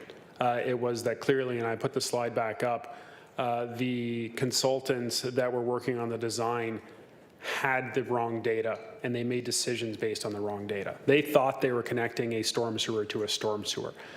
You know, that type of error, I was going to say, has a potential to happen for any contract, but I mean, I'd say much more likely prior to the advent of geographic information systems. You know, it was very easy for me last week, having worked in this system for 18 years, to look at this area with a GIS system, with colored pipes, and identify what was going on here and what was wrong. In 1996, when all that was available were map books, where everything was black and white with labels, and people would be, in some cases, out there with magnifying glasses looking at the system. Very different tools available at the time. So point taken about the data. I wouldn't suggest that it was a issue with the era of a contractor, but availability of data or the way the data was available to staff for use at the time certainly is a flag in how some of the things might have developed. I appreciate you picking up on the nuance I tried to deliver there. Thank you. You said that one thing that made some of this, will make some of this challenging in terms of the way that you analyze what happened is that the stuff was stored on different drives over the years. And so from the perspective of data management and how we manage our data going forward, do you feel confident the city has data management and storage retention policies and processes in place now so that that won't be an issue for going forward, and you'll be able to find things should this occur, going forward basis? Yeah, so through you, Chair Nan, great question. We do have some very robust practices in place, and as we continue to implement the Public Works Enterprise Asset Management project, that's only going to make those processes stronger. If I was to give you an example for these Zoom camera contracts, the flagging of the incoming videos and linking them to an asset, all that was happening. And all those are available and relatively easy to find. It's the monthly reports that were coming in from the contract that were going to different staff over the years, and where did they store those reports? And we're not talking about one report that could be linked to a specific asset. We're talking about a report that might have had 100 different assets on it, and that's what we need to look into. Thanks. Going forward, we're in better shape. Slide 16 is my last question. It's with respect to Well, the thought that comes to mind is that you were talking about different lengths of terms of data that you have. So for example, in this situation, we have many, many years of data. In this situation, we have 14 months of data. And when you were saying that, the first thing I thought was, oh, okay, you're using baseline data analysis to determine where there are fluctuations. And, as is probably obvious, there is going to be at times, but not always, a difference between the environmental standard and the baseline that we're using to test to. How close are those together? And how are we using those to ensure that the surface quality water quality program is working to meet the environmental standard, not just the baseline historical analysis? Yeah, so through you, Chair Nan, great question. Certainly, we're aware of, in this case, we deal with the provincial water quality objectives related to the surface water quality sampling program, because that's the regime that's in place. And, in a number of areas, on an ongoing basis, we see that the water quality is within the thresholds of those provincial water quality objectives. Not always. It is an indicator that we track, but if we, for example, saw in one area where the E. coli levels are always above the provincial water quality objectives, and we know it's an active CSO area, that may not be a flag for us, but it's certainly something that's part of the analysis on a sample-by-sample basis of, is there something unusual going on here? And I might just ask, we've got Susan Gert, our Manager of Compliance and Regulations, with us this afternoon. This program's run through her shop. I might ask if she has anything to add on that. Through you, Madam Chair, Susan Gert, Manager of Compliance and Regulations. The only other thing that I could add to that is we have a very robust drinking water and wastewater quality management system, which requires us to stay on top of all the changes with legislation, especially anything related to the standards. And we also have a very thorough LIMS laboratory information management system to keep track of all the details on the data. We would never lose the history on what the standard was at that period of time, and we would compare it with the new standards. So we would be able to take a look at the data for the past and the future, and just keep an eye out on any changes. And just to follow up to make sure for clarity, just so I understand correctly what you've said, is that when you're doing these historical analyses, or when you're doing these analyses over periods of time, or analysis of any kind about the quality of the water, you're looking at both the baseline historical and also what the sort of environmental limits are. So if it suddenly jumps above one, you're also aware of those things on a looking at a graph basis. Through you, Chair Dan, that's correct, yes. Thank you. Thank you. Next up is Councillor Kazar. Thank you. Through you, Chair Nan. First of all, Director Winters, thank you very much for how you've handled the situation with urgency and transparency. I think it makes all the difference. Very difficult situation indeed, but handled well in my opinion. My first question is a technical question. If you can go to slide 6, where just about the redirection into the Western Sanitary Interceptor. Just the first question that came to my mind is, was the option considered just to reconnect the sewer that had a hole put into it? Because you had said that there's now potential flooding risk you need to monitor. Yeah. So through you, Chair Nan, great question.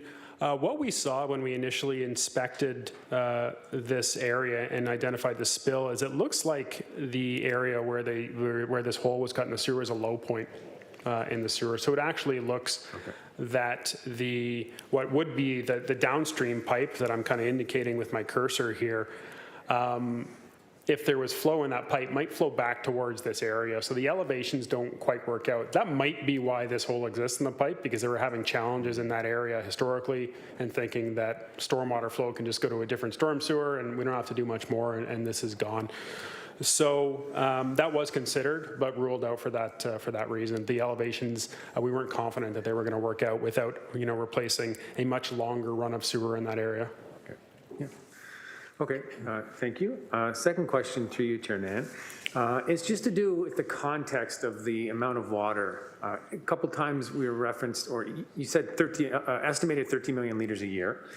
And then through conversations that Councillor Nan raised just around storm events where 800 million liters of water could go into the outfall, into the harbor or elsewhere. So from the point of view of the environment, the way it sounds to me is 13 million liters a year, although significant, and this issue is important and needed attention. Just given the numbers and the number of storm events we could have throughout a year, 13 million liters a year is relatively small. So I just wanted to make sure, and not that it's not important, but I think there's a bigger issue here that I want to get to. I just wanted to clarify first that the amount of water here that we didn't know was going in seems very small compared to the amount of outfall that is going in already. Is that accurate? So through you, Chair Nan, I'd say yes. Speaking relative volumes, this was small. I would mention a couple of key points, though. First of all, our 13 million liters per year in this case was undiluted sanitary sewage. It was not sanitary sewage combined with storm flow, which is a key difference. The other thing that I would say is that, again, our system is designed to overflow in certain instances for the protection of the public health of our community and property. This was not part of that design. From my perspective, it's unacceptable. From a regulatory perspective, as everyone might expect, it's unacceptable. We have a requirement through the ministry's guidelines not to have dry weather discharges of sewage to the natural environment, and this constituted a dry weather discharge. Right. Through you, Chair, agree with you 100%, and by no way am I trying to minimize this because it was significant. But to the point I was making is from the environment's point of view, we've set up a system and designed a system, and I'm looking at my council colleagues and not looking at staff on this because it'd be our decision to make, is we've designed a system that does allow diluted, undiluted, significant amounts of wastewater into the environment. And, this gets attention because it was not designed that way. So I guess I just leave us with the thought and a question to my colleagues on, when we're making decisions about how we prioritize, is it okay to say that we've designed a system to pollute the environment and that's okay, but if we find surprises, that's not okay? So for future thought. Thank you, that's all. Thank you, Councillor. Next up is Councillor Francis. Thank you, and through you, Chair Nan, to Director Winters. I had a list of questions, but they seem to have gotten answered as we've gone along here, and you've done a great job articulating a lot of these. One of the ones that you did already touch on this, but I just want some more clarity. What would you say the likelihood is that there's another situation like this happening right now as we speak? Is it highly unlikely? Is it likely? I know that you did touch on it, but I just want to know what the likelihood is. Through you, Chair Nan, I sincerely hope it's not happening at all. I think it's on the lower level of probability. Again, we've got one example of where something happened based on faulty information. Could it have happened elsewhere? Yes. Can we say definitively it's not happening elsewhere? No, but wastewater collection systems have been around for, in this case, these pipes are 100 years old, for some of them 110 years old for others. So generally, the owners, operators of these pipes have known what they're doing. I think the chances that they're making mistakes like this are probably small. Thank you. Councillor M. Wilson.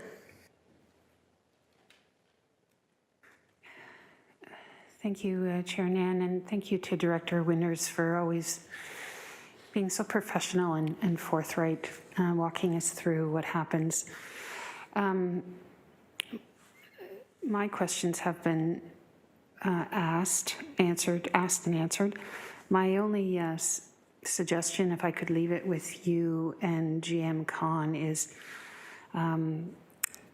would there be any value? You've mentioned the Remedial Action Program, you've mentioned the Hamilton Conservation Authority, you've mentioned RBG, and a number of bodies who have their hands in certain commitments to the water.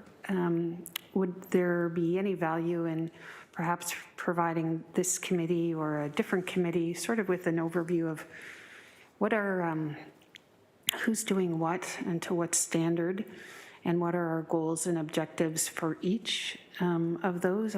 I think for me, it would be helpful to receive and understand a greater appreciation of the governance of this body and making sure that, and I know, making sure that we are contributing and moving collectively forward in our efforts to right some wrongs and improve as we go. And just leave that with you for your consideration. Thank you. Thank you, Councillor Wilson. And also an option for you at any point is to bring forward a motion requesting a report back with those details in order to put that formally on the agenda and the outstanding business list. Thank you, Chair Nan, for that suggestion. I guess I do have a question then through you to Director Winters. I think it's at GIC this week. There is a report on Shadok. And so my question is this the most appropriate committee for that overview, or would it be, because you are reporting on Shadok at GIC, would that be the more appropriate committee? Otherwise, I'd be happy to make that suggestion. Thank you. So through you, Chair Nan, great question. You know, I would suspect that all of council would have an interest in the health of our environment and what the different partners are doing. So, you know, well, from a Hamilton Water perspective, reporting through Public Works, it may make sense to bring something like that to Public Works. I think that in order to be respectful to all the wards and the mayor, that GIC is likely the best location for that. Thank you both. Next up is Councillor McMeekin. Yes, thanks, Madam Chair. Many years ago, somebody made the observation that it's sometimes better to give people a piece of your heart than it is a piece of your mind. And I think that's true. I want to just say, Nick, to you and your team, that I personally am really impressed with what Councillor Wilson was saying, that around being professional and upfront and honest. I think that is the start of a really healthy approach to some of the challenges we have here. 571 kilometers of combined sewer water systems, an awful big task, and we need to stay at it. And you may recall at a previous meeting, I made the suggestion that we err on the side of a higher budget so that we could get it that quicker. So I would just restate that. I think people that I represent would understand that. And by the way, got a lot of really good comments from people in my ward about transparency, and they don't want to see a pattern of it, but the very fact that we were upfront and very clear and in the explanation. Question I have, only question, and it's as much a suggestion as a question. I've been making notes here, all the things that you've indicated are going to change, and that's really good. I mean, that's more than a great start. We're moving forward. I'd find it helpful, and perhaps my council colleagues would as well, if at some point, just bullet points, one page, if you could update for us how the experiences at Shadok and in our more recent experience and what we know now, what we've learned, how that translates into changes to the standard operating procedures that you're working with. Thank you. So through you, Chair Nan, happy to bring that back to a future Public Works Committee. I just don't know if that would be best delivered via motion. So there's something on the outstanding business list, or you just want to leave it with us. We'll do it anyway, but for the comfort of committee, I'd ask what your preference would be. That's good, thank you. So you don't want it in the form of a motion, Councillor? Sure, I'll move that. Thank you. Can I get a seconder? Councillor Pauls, thank you. And so it's been moved and seconded. I'm sorry, Elsie McIntosh, but it was to get a rundown of the standard operating procedure changes in terms of lessons learned from both Chinook Creek and this incident. Right.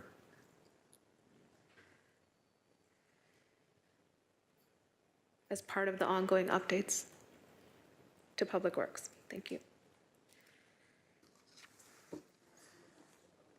Yes, back to Public Works.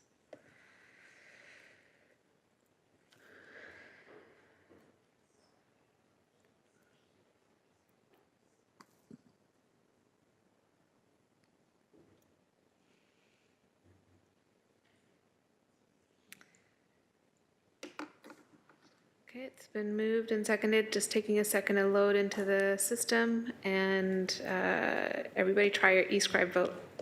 Do you see it? Awesome.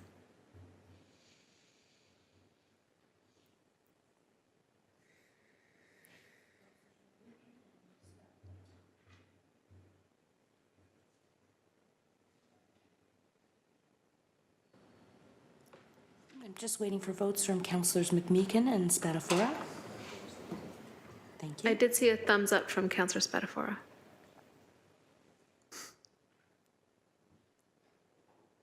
Thank you, and that carries 10-0. Next and final speaker on the presentation is Councillor Spatafora. Thank you, Chair Nan and Director Nick. I just wanted to again echo some of the other comments about you and your team and a great job that they've done through this. My question is about the cross connection slide that you had up, and I know this is kind of off topic to what we've been talking about. But I'm just trying to understand, because it seems the cross connection, at least in this slide, look like more of an updated photo. It seems like these are situations that are happening to newer homes or newer projects. And if I understand correctly, we have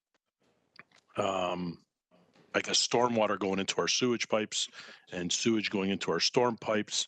And I'm trying to understand, where's the breakdown there? So that's on private property. So they're being, I'm assuming, inspected. And how are we missing that? And I guess that would be question one. Question two is, since we've missed that, it seems like is it our mistake, and that's why we have to pay for the, I guess, correction of that? Through you, Chair.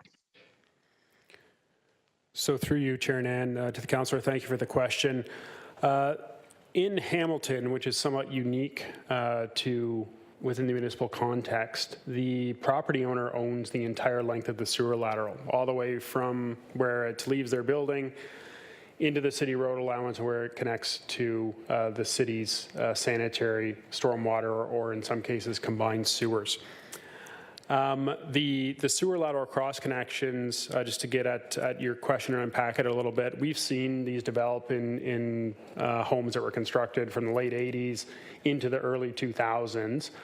And during our pilot program, which was run in 2008, 2009, what we found was that if we did an investigation out in the system and we thought, hey, we might have a home that's cross-connected here, when we knocked on their door and asked to speak to the homeowner, and we need to go into the home to do dye testing to confirm whether a cross-connection exists or not, people weren't very willing to let us into their house unless we offered at the time that, you know, if we do find something, homeowner, you're not going to be on the hook for any costs. We're not going to come at you into the sewer use bylaw or something like that and force you out of pocket to reverse these cross connections. So We ran that pilot and then brought recommendations for a formal program to committee and council.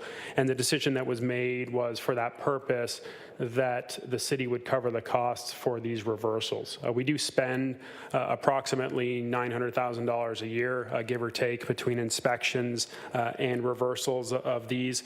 All the work, whenever possible, is done within the municipal road allowance. So trying to avoid working on private property wherever possible. I will say that, the way that these developed, certainly challenges with previous inspection processes during new home construction. For a long time, Hamilton didn't necessarily have standard pipe colors for sanitary versus storm, or our standard pipe colors were different from our neighboring municipalities, and you get contractors who are working in multiple jurisdictions. When they work in Hamilton, they might get confused and connect to the wrong pipe. At the same time, we didn't have as robust inspection criteria as we do now. So, for example, as of 2014, we do have standard pipe connection or pipe colors for both the storm sewer laterals and sanitary sewer laterals for new home construction. Prior to occupancy of new homes as well, the builder is required to complete a smoke test, which would identify whether these sewers are connected properly or not. If they're incorrectly connected, then they have to rectify that before they're able to have someone move into that home. So there have been a number of changes over the years as we've identified these to prevent them from happening. What we're dealing with is all the ones pre-existing to 2014 when our inspection practices changed. I hope that answers your question. Yep, that's great. Thank you. That's all for me, Chair. Thank you. Oh, and Councillor Pauls on this presentation? Yeah, thank you. Yes, Director, you said something that intrigued me. It said, in order to be on top of all our sewer combination and stormwater, we need a program that is not in existence yet. And you mentioned something about $10 million plus some 5 extra staff. But then you said, there's a better way, is to do risk-based system. If you would tell any environmental $10 million doesn't sound a lot, considering $9 million is 1% increase in our tax base. So is the $10 million a low ball, or is this, in your opinion, that battling this, it's a better way just to risk-based system? So through you, Chair Nan, thank you, Councillor, for the question. It's my opinion that we need to determine whether there's a risk-based program that is quicker to deliver and cheaper to deliver that will solve this problem. The $10 million, that estimate is a floor. We think it would be a minimum of that in order to complete accelerated investigations across our entire system versus what we're doing presently. So, we know going to speak with our partners in the ministry about this, I'm sure, and we'll see what their thoughts are. But we would suggest that we try and find a risk-based assessment program that allows us to do prioritized investigations as opposed to being required to go through every pipe in the entire city, looking to see if there is evidence of something that shouldn't be there. And that's really, from a new program perspective, we're talking about putting a program in place to make sure that something isn't happening that shouldn't be, which is not necessarily what our inspection programs are all about. Councillor? The other question I wanted to ask is, this doesn't just happen here in Hamilton. Did I hear that right? It happened all over Ontario, whatever, every city. So it has happened somewhere else. So through you, Chair Nan, it absolutely happens in every community, whether it gets reported the same way or the same level of publicity. That's something different. Thank you. Thank you, and thank you, colleagues, for the questions, and thank you, Director Winters, for the very thorough presentation and detailed responses on every question. I forgot to get a mover and seconder to receive the presentation in order to open up discussion. We just jumped right into discussion because we were ready to roll. Moved by Councillor Francis, seconded by Councillor Pauls. Please get a vote to receive the presentation.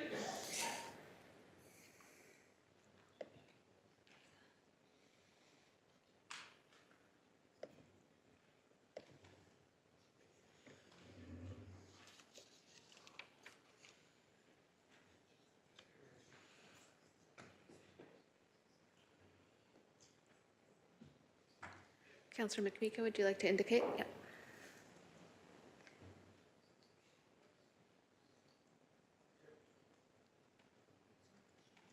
It's a thumbs up for Councillor McMeekin.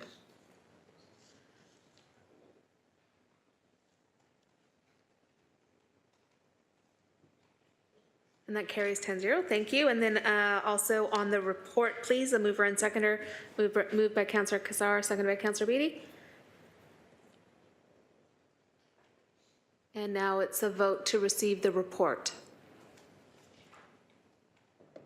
And that's a vote in the affirmative from Councillor McMeekin.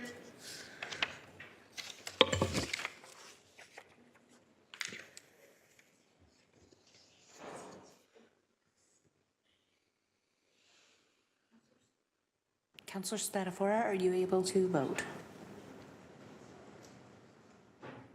I don't see him on the screen. Oh, okay, thank you.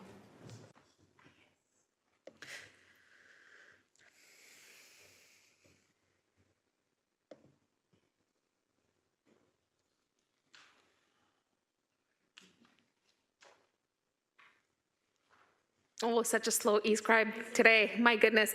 And that carries unanimously. Thank you. Moving on to consent items. 9.1 is a provincial funding to improve wastewater and stormwater in Ontario.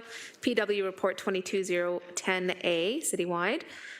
Director Winters, if you can from there, I assume, introduce the report, and then we'll move to a mover and seconder to receive the item.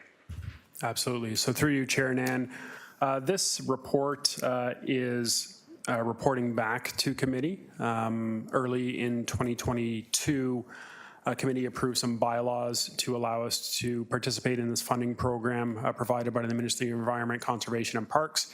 And this report tells you what we're using that grant money towards, as well as detailing the impacts on the 2023 rate budget. So as I was able to present last week during the rate budget presentation, I'd mentioned that there are 3 projects that we're putting provincial funding towards, 2 of which are aimed at making improvements either from a monitoring or from a asset condition perspective with our combined sewer system. Thank you for that high level. Could I get a mover and seconder to open up discussion? Moved by Councillor A. Wilson, seconded by Councillor Kassar. Thank you. Any discussion on the item? Seeing none, we'll move to a vote.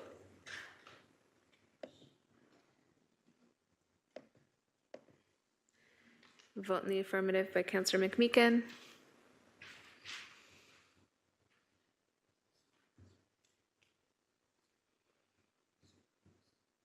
Councillor Pauls, just loading, yeah.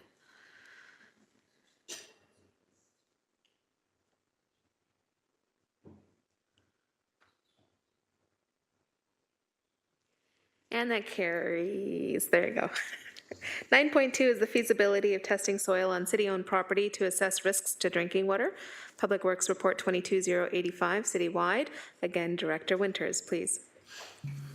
So through you, Chair Nan, this report is also a report back to a council motion from early this year, coming out of the Kenilworth project where contaminated soil was identified as part of the reservoir cover. Question was asked about whether we should be doing testing elsewhere in the water distribution system.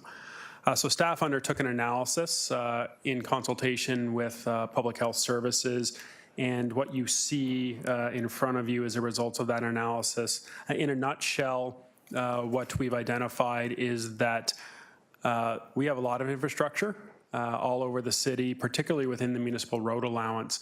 And those are our water mains, and they are all under pressure. So the risk of contamination associated with the pressurized pipe is very slim. And when we do have an issue, or excuse me, when we do take a pipe out of service for maintenance or repairs, we have programs in place to recommission those pipes that controls any risk.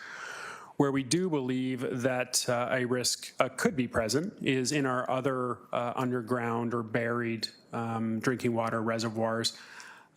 So we've identified, we went through and put together a estimate for what it would take to conduct soil sampling at all of those remaining buried reservoirs and identify whether there's any potential contamination with the soil cover in those lake locations. We didn't bring back a recommendation report to committee asking for direction to undertake that work. Instead, we said, you know, it's going to cost less than $150,000. It's the right thing to do. Let's just do it. So we included that $150,000 in the 2023 rate budget with the intention to conduct that work in 2023. And if we do find anything, certainly we'll report back to committee with the results. Thank you for that overview. I need a mover and seconder to put the report on the table. Open up discussion. Moved by Councillor Beattie, seconded by Councillor M. Wilson. On the speakers list, first up is Councillor Crutch. Thanks. Just a very quick question. I think you might have just answered it. Just wanted to be sure. Do you think you can complete this study within 2023? Through you, Chair Dan, absolutely, yes. Thank you. Thank you. So it's been moved and seconded. No further speakers. If you can indicate your vote now, please.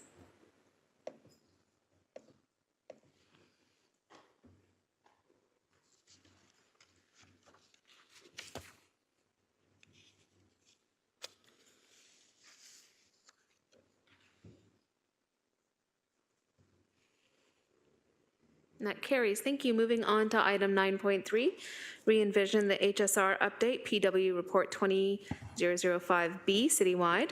And we have Manager Vanderheide here who will introduce the report. Hello, everybody. Jason Vanderheide, Manager of Transit Planning and Infrastructure. And for this week, the Acting Director of Transit. The report in front of you, through the chair, the report in front of you today is an information report. It's really providing a progress update to council on the re-envision the HSR project. For those of you who are not familiar with the project, it does provide a brief summary of the history of the project. And what that is really a project that was started in 2018 in partnership with McMaster University's Department of Civil Engineering, and has two components: a voice of customer component, which really capitalizes on broad stakeholder engagement, and then the second component is looking at the network from a robustness and functionality perspective, and looking at a design reconfiguration. The first component of the project really provides inputs into the second component, and of course the second component will then provide outputs that will continue to require ongoing stakeholder consultation and engagement. Within the report itself, you'll find details on some of the outcomes and actions that we have been able to undertake despite a number of setbacks or impedance in the momentum of the project, given what's happened in the world in the last couple of years. And also it reconfirms our commitment to be back in front of council in Q1 2023 with a conceptual design network to present and to provide all of the analysis and study that's gone beyond or come behind that.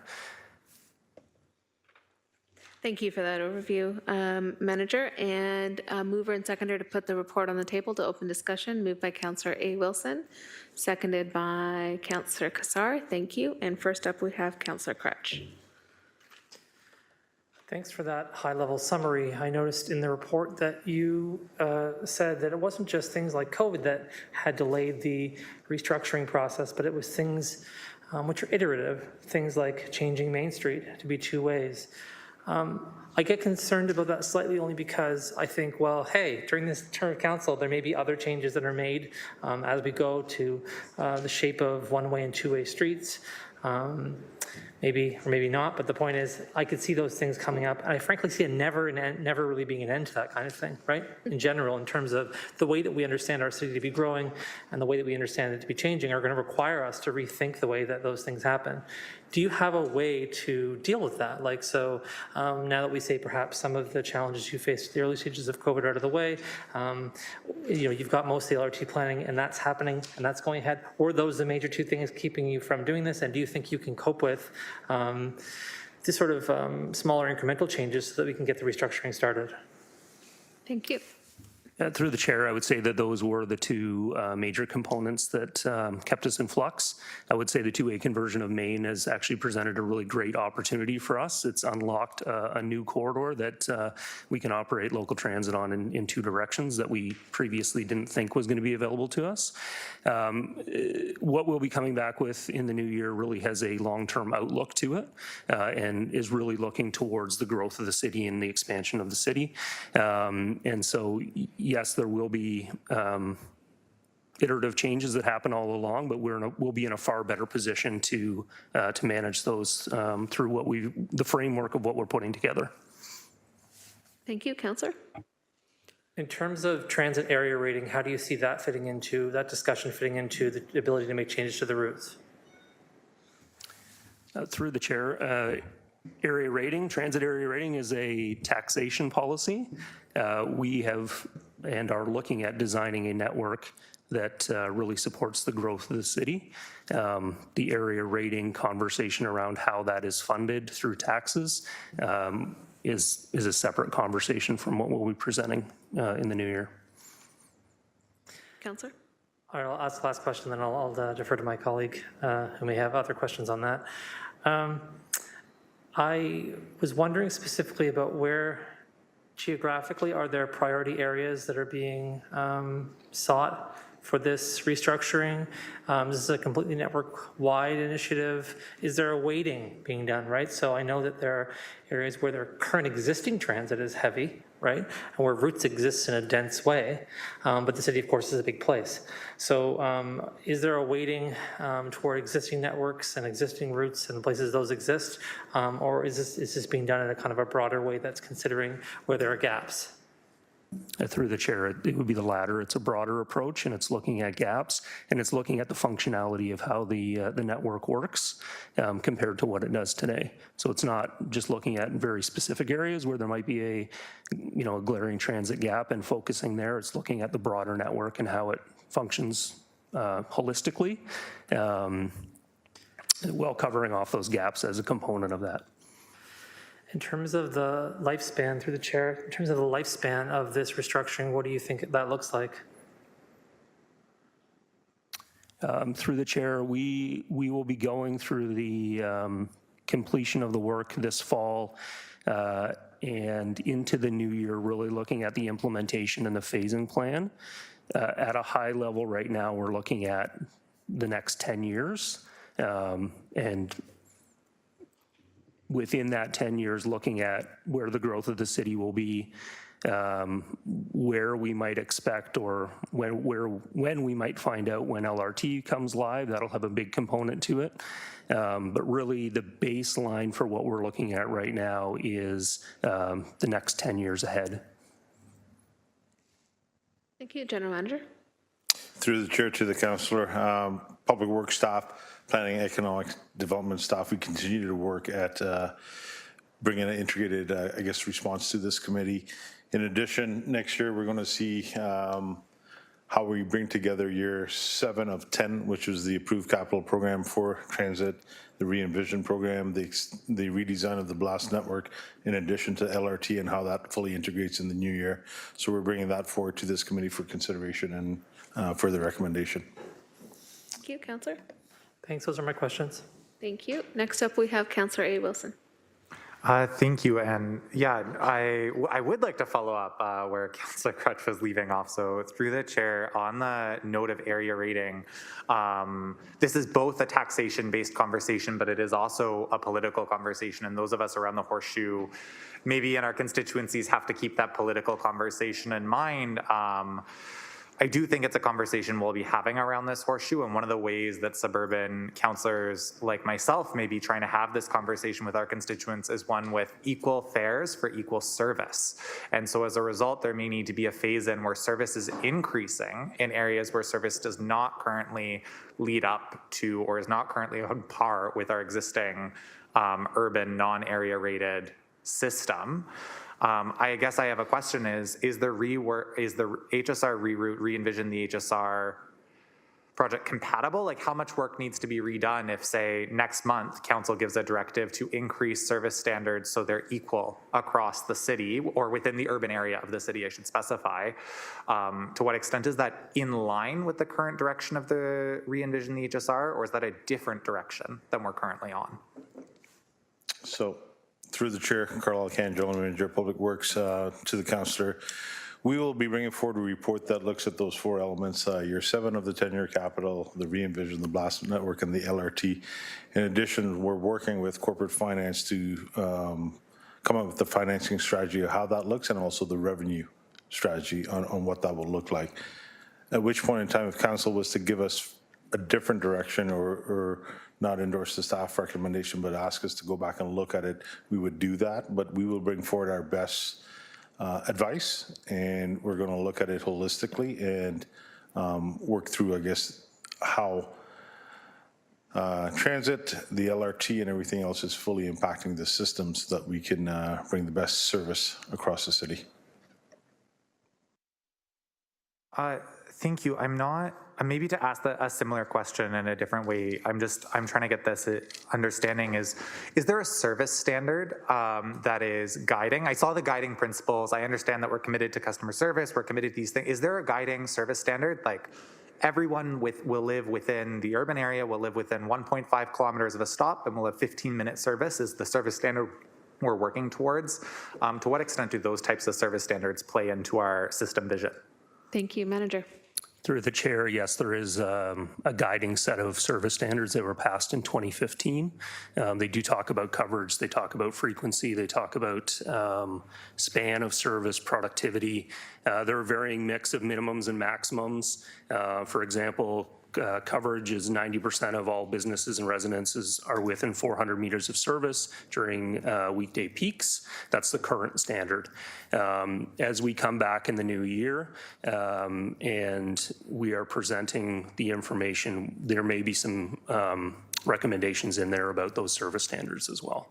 But there are a guiding set of service standards right now. Thank you, Councillor. I think that's it for my question. Actually, following up on the delays that Councillor Crutch was bringing up, where we talked about the COVID, some of these iterations of how we're doing two-way street design, pedestrian safety. Looking ahead, are there other delays that we're expecting? I just bring up the potential of area rating being one. I think about pedestrianization and street safety initiatives going on. The other, what are some of those other things as we look ahead? Because I think all of us around this horseshoe table want to support this work and have it go forward in a way that's not as disruptive as possible, while we still have a new council looking at this next phase of it. Thank you. Manager? Through the chair, can't predict everything, but certainly, as I stated, I think COVID obviously was a big hit to us, both on the public consultation side, but also on reshifting our priorities on what we were working on. As we're coming out of COVID, that's becoming less of an issue for us. The other big one was the decisions around higher order transit, and that's been solidified here as well now, so that's out of the way. For us, the important thing in that conversation now is, when will that be operational, which will help guide our phasing plan.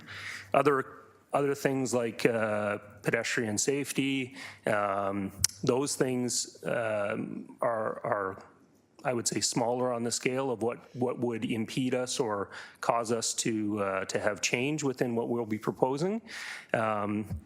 The only other one that I could see on the horizon is really a decision around the urban boundary and expansion of the city. But of course, that again becomes a timing conversation, because when that development would take place or when we expand the city would really be an iteration of growth in an overall growth plan with respect to transit and how services would be delivered to those areas. So again, something that the framework of what we'll be putting together will put us in a much better position to adapt to those things as they come forward. Thank you, Councillor. That's it. Thank you. I'll have to pass the chair over to Vice Chair Pauls. Go ahead. Through you, just a clarifying question on the report as it relates to honoring equity, diversity, and inclusion, and the kind of overarching inside that being the seeing something, saying something kind of approach. And recognizing that the report outlines that HSR as a service of the City of Hamilton aligns with the city's strategic plan as it relates to equity, diversity, and inclusion, but also something that I raised during council orientation session was about hate mitigation. And as we've had some incidences of hate occur on our buses, wondering whether or not there is also going to be some dedicated resourcing of HSR workers, our drivers, in terms of how they can either observe, witness, document, intervene, be a trusted ally, be a trusted public service representative to our residents in those kinds of incidences, recognizing that they also need to take care of their own personal safety and well-being also. Through the chair, I'm going to pass this over to Ali Sabrin, who's our Manager of Customer Experience and Innovation. I believe she's on the line, and hoping she can speak to that program that's listed here in the report. Thank you, Jason. Can you hear me? Yes, we can hear you, but we can't see you. Okay, let me fix that. Hopefully the lighting in here is okay. Thank you, and through the chair, we are definitely looking at all those components. The See Something, Say Something campaign is really one first step, and we are working with others in the city and also with HARC to try and figure out how to best educate and improve the situation. So it's going to be a longer timeline, but our first step is to have a campaign. Thank you. Chair? Thank you, through you. So recognizing and appreciating the piece that is about the public's experience of the service. And then on the flip side, in terms of our employees being resourced in moments of hate incidences occurring on our buses, and making sure that staff are resourced and trained on how to intervene, how to ensure that they're not a passive bystander, but are somebody that that residents can turn to for support, documentation, archiving, witnessing, etc. Director? Do you want to respond to that, or was that a comment? I don't think she could hear. I'm sorry. Okay, so I thought Jason was going to say over to Ali, so through the chair. Yes, that is correct. We are looking at all of those components. I will say that there are some limitations in terms of how our operators will be able to intervene. Right now, with the education campaign that we're looking at doing internally and with the community, is really pulling on the existing policies and trying to encourage bystanders to come forward. We will also be taking a look at additional resources for our staff, including operators and our customer service team, to better equip witnesses and to point them over to the correct authorities, because many times there will be a police matter, and this will need to go to the police. We are also turning to the corporate lead on the anti-hate or hate mitigation strategy, Morgan Stahl. So as we understand it, the city is also taking a very broad approach, and so we see transit as one key area to implement some of the corporate resources and programs that will be developed. Thank you, Ali, for that response. Chair? Through you, final comment is on the pilot of the extended seating on the poles, just feedback from many residents in the ward where those pilots have been in Ward 3, that residents, similar to what the report already says, feel like it's a good option, especially when there is limited space for an extended bus shelter. Providing that opportunity and that mobility and access point of taking a seat while you're waiting for the HSR bus was really well received by residents in the ward. So thank you again. And that's it. You will for my take the questions. chair back? Yes, please. Thanks. So it's been moved and seconded and open for your vote.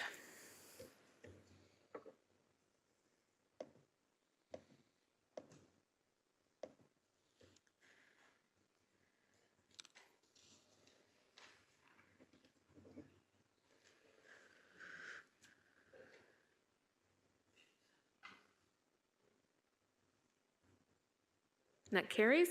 Moving on to public hearings, 10.1 is the proposed permanent closure and sale of a portion of unassumed alleyway abutting 81 East 18th Street, Hamilton, PW Report 22084, as required under the city's bylaw number 14-204. A public meeting is required, and notice of this public meeting was provided and posted on the City of Hamilton's website. And the notice advised that anyone whose lands are prejudicially affected may appear before the committee. So clerk, are there any registered virtual delegates for this portion of the agenda? Madam Chair, there are no registered virtual delegates. Okay, I don't recognize anyone in the chambers, but I do have to read this out 3 times. Are there any members of the public wishing to address committee on this matter? For a second time, are there any members of the public who wish to come forward to speak to this matter? No one's rushing to get in. For the third and final time, are there any members of the public wishing to come forward to speak on the matter? Seeing none, may I please have a mover and seconder to close the public meeting? Moved by Councillor Paul, seconded by Councillor Francis. Thank you both. The public meeting is now closed, and then back on to the report. Sorry, we got a vote to close. Thank you.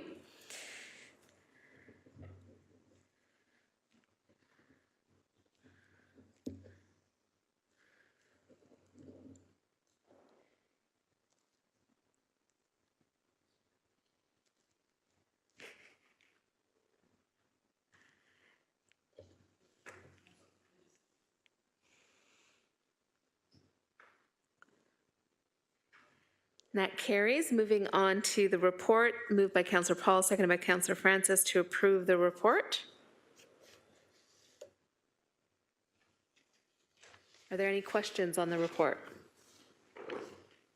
No. Oh, my apologies. Councillor Crutch, thank you, on the speaker's list. Thank you. Yeah, I had a couple comments about this. I know it's not in Ward 2. Just want to say that up front. I'm aware it's in Ward 7, but I care deeply about alleyways in our community and understanding the context for the reports that are coming forward for alleyways. When I looked at this specific report, I noticed that you called this an untraveled alleyway. And so my first question to staff is, can you unpack the context of untraveled? What that means exactly? Is that Director of Engineering or somebody else who's going to be responding? Hi, this is Jackie Kennedy, Director of Engineering Services. David Lamont has just joined us. He is the best person to explain the untraveled piece. Thank you, David. Thank you very much. Through Councillor Nan and David Lamont, Manager of Geomatics and Corridor Management. That's a very good question. It's a matter of fact in this particular case. It's not traveled. It's being totally occupied or encroached by all the abutting landowners. So it is totally unpassable. If you went down there today, you couldn't even walk down that pathway. So that's untraveled, not to be confused with unassumed and assumed, which is a totally different point of reference, okay? Yes, and I wondered to the extent historically through the chair, when you use the word untraveled, do you take into account in other situations when making reporting on alleyways, the use of those alleyways? So for instance, if you know that there are cyclists or pedestrians who use those alleyways, does it get talked about in terms of the kind of usage that we know exists there? Or is this something that you're kind of only applying to those alleyways that are closed and we know are not traveled? Thank you, Manager.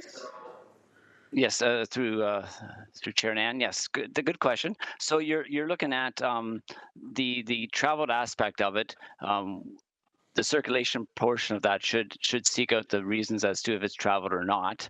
Usually, you can see a very well formed pathway, and we wouldn't make the statement that it's untraveled unless it was quite evident on the ground that it's not traveled. So, but we do have lots of alleyways in the city of Hamilton, in your ward, that are basically unassumed, but yet people use them as they exist. So people do walk down them, people do access the back of their properties, and it becomes more of every alleyway has very specific characteristics that we try to follow before we give a recommendation as to whether we want to stop up close and sell it or not. Councillor? Thanks, that's really clear. I asked that specifically because, of course, this alleyway abuts a GL Armstrong Elementary School on the one side. Of course, it's closed there, so it's not being used. But the context is that it's near play space and playland. Obviously, the property's backing onto it. This would not be the kind of alleyway that would be something we could use or reclaim or use in a public way. But I just wanted to have that conversation and open that dialogue because I think that our alleyway network across the city, regardless, is a really important asset, and it's something that in Ward 2 has been eroded considerably. Like, I mean considerably over the last couple of decades. I look toward 3 and I just smile with admiration of the absolutely beautiful gridlock alley system they have there, right? So I'm just wanting to make sure I understand how these reports coming forward will address this stuff and unpack things like on travel, what that means, how we analyze the kinds of assets we're selling and not selling. In this case, I don't oppose it at all. I just wanted to understand and make sure that I understood, because it's so close to a school property, that I understood exactly what the context was. So thanks for the answers to your question. My questions. Thank you. And we have no further speakers on the list, so it is open for vote.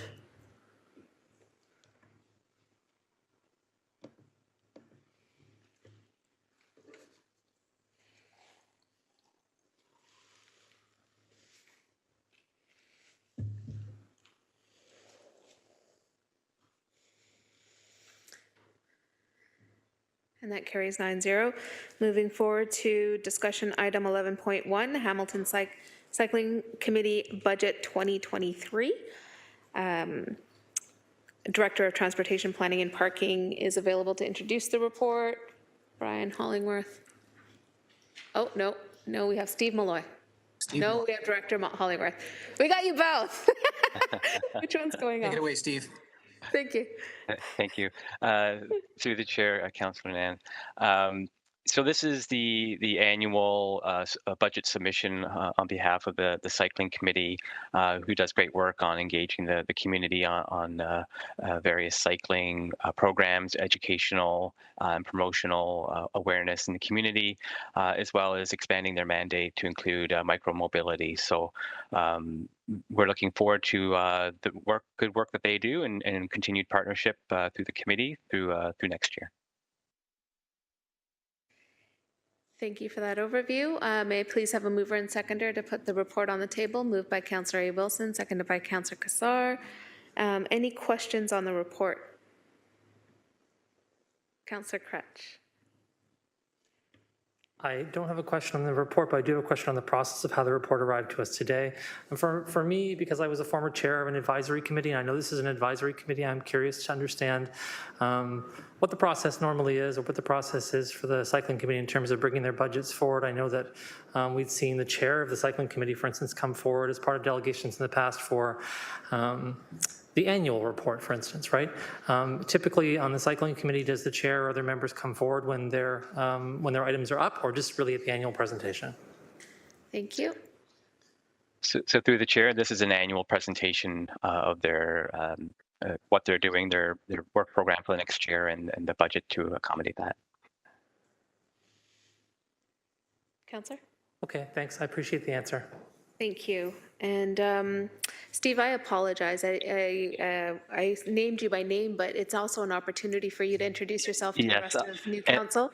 And I apologize, Councillor, I forgot to mention my role and my duties. So through you, the chair, my name is Steve Malloy. I'm the manager of transportation planning. Thank you so much for that. So it's been duly moved and seconded. And again, this is to approve the budget and refer it to the 2023 budget process for final consideration. And the vote is open.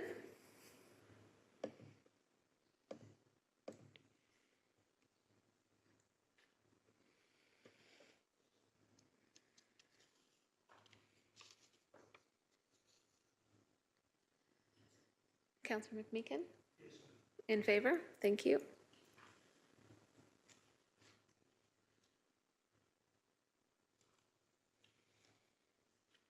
And that carries. Thank you. Moving on to 11.2, which is HSR ridership recovery through fare incentives. PW Report 21056A citywide. And again, we have Manager Vanderhyde to introduce the report. Jason Mannerheim, Manager of Transit Planning and Infrastructure. Before you today, committee, is a recommendation report seeking your approval to extend the delegated authority previously given to the General Manager of Public Works to establish short-term fare promotions to stimulate ongoing ridership recovery. The current period of delegated authority, which was approved in October 2021, is set to expire on December 31st of 2022. The report itself outlines 4 different promotions that have been put in place since that delegated authority was given, as well as providing some of the outcomes of the promotions thus far. The report also gives you in Appendix A trending data on ridership recovery. Just to note that actual ridership data has been plotted in the graph up until the end of September 2022, and the months of October through the end of the year are the projected trend to end of year. And of course, as we're still in a state of ridership recovery and continuing to find ways to stimulate returning ridership, staff are recommending that the delegated authority be extended until December 31st, 2023, and that staff be directed to report back to committee at that point in time on the results of any promotions that get put in place up until that expiry date. Thank you for that overview. So the report's being moved by Councillor McMeekin. Do we have a seconder? Councillor M. Wilson. And any speakers? Yeah, just a question as it relates to incentives for transit versus incentives for automobiles. I know that during the month of leading up to Christmas, we, or at least this year, maybe in past years as well, have allowed free parking for cars during the holiday season, presumably to incent more business and VIAs throughout the city.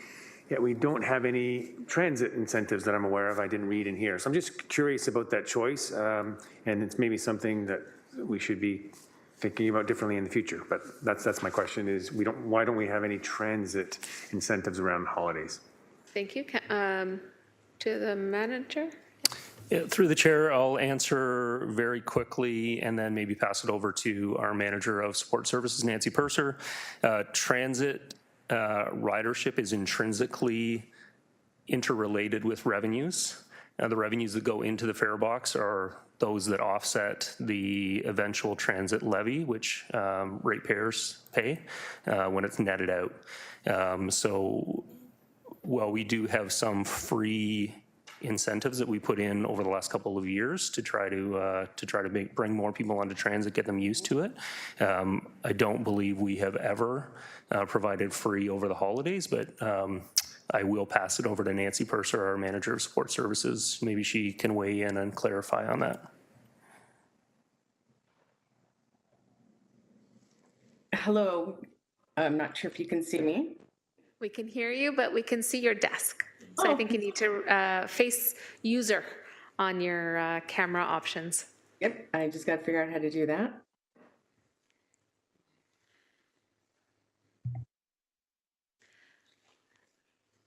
So perhaps clerks can walk you through that. So when you press the start video, there's a drop-down menu. There should be an option there to say face user. If not there, that's when clerks can help you, not me. That's the extent of my tech support. There we go. We can see you just perfectly, Manager. Please go ahead. Oh, but now we can't hear you. All right, back. Here I am. Okay, sorry about that. Nancy Purser, Manager, Transit Support Services. To add on to Jason's comments, he's correct. Transit is the revenue is what supports transit in the fare box. It is very difficult to offer free transit in a very specific time frame based on how people utilize transit, via they buy a monthly pass, or they're expecting to do different things with their transit. So to offer transit in free in very specific areas is difficult to do. And it doesn't necessarily generate new ridership. It just gives transit away for free, ultimately, at the end of the day. Councillor? Thank you for the response, and I do understand the impact on farebox revenues, and it's a big part of funding. I guess no further question. I would just say it's something to consider going forward when we think about the priorities for transit and how we're trying to incent citizens or residents of Hamilton in the future. I think that's something for council to consider. Thank you. Thank you, Councillor. Next up, we have Councillor A. Wilson. Thank you, and through you, Chair, I want to just follow up on the numbers shared in the report regarding the student uptake prior to the partnership with the library and then the student uptake after the partnership with the library, which actually put Presto cards in people's hands. Would staff be able to talk about why there was nearly a 4-fold increase in usership over 6 months once we actually gave people the Presto cards and we set them up, and what lessons could be learned for other incentive programs, which may or may not work depending on this very key component of giving people the card. Excellent. Thank you. Through the chair, I'm going to give this to Nancy, and I won't make the mistake of leaving everybody hanging. Nancy, over to you. Thank you. Again, Nancy Purser, Manager, Transit Support Services. That's a great question. The program, which launched in November 1st of 2021, had a slow uptake. But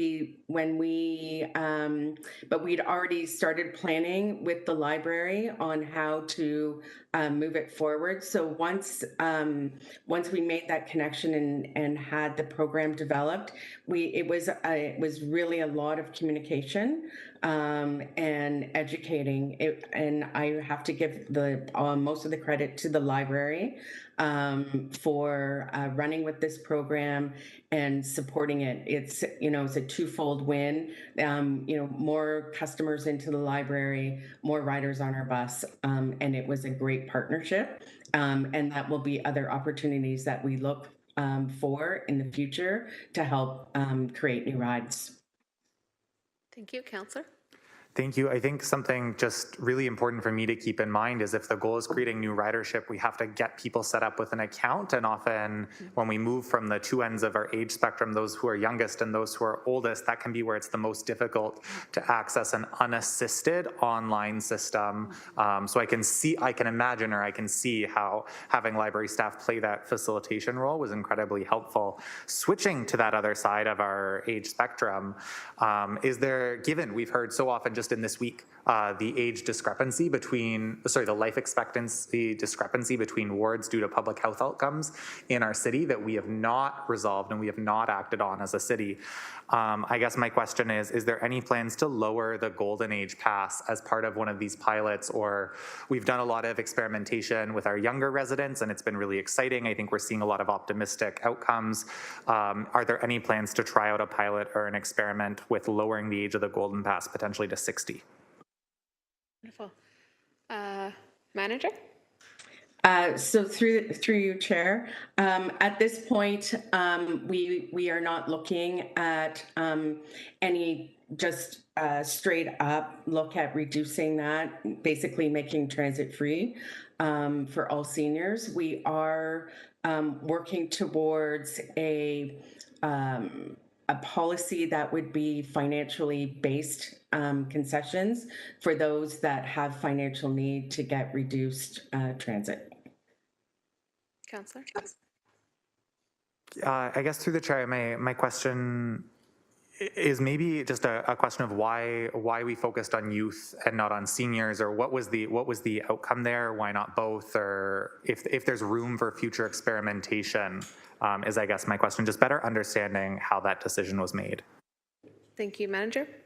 Through the chair, youth are, seniors are as well, but youth are one of our lagging ridership groups. So we really, and they are our riders of the future.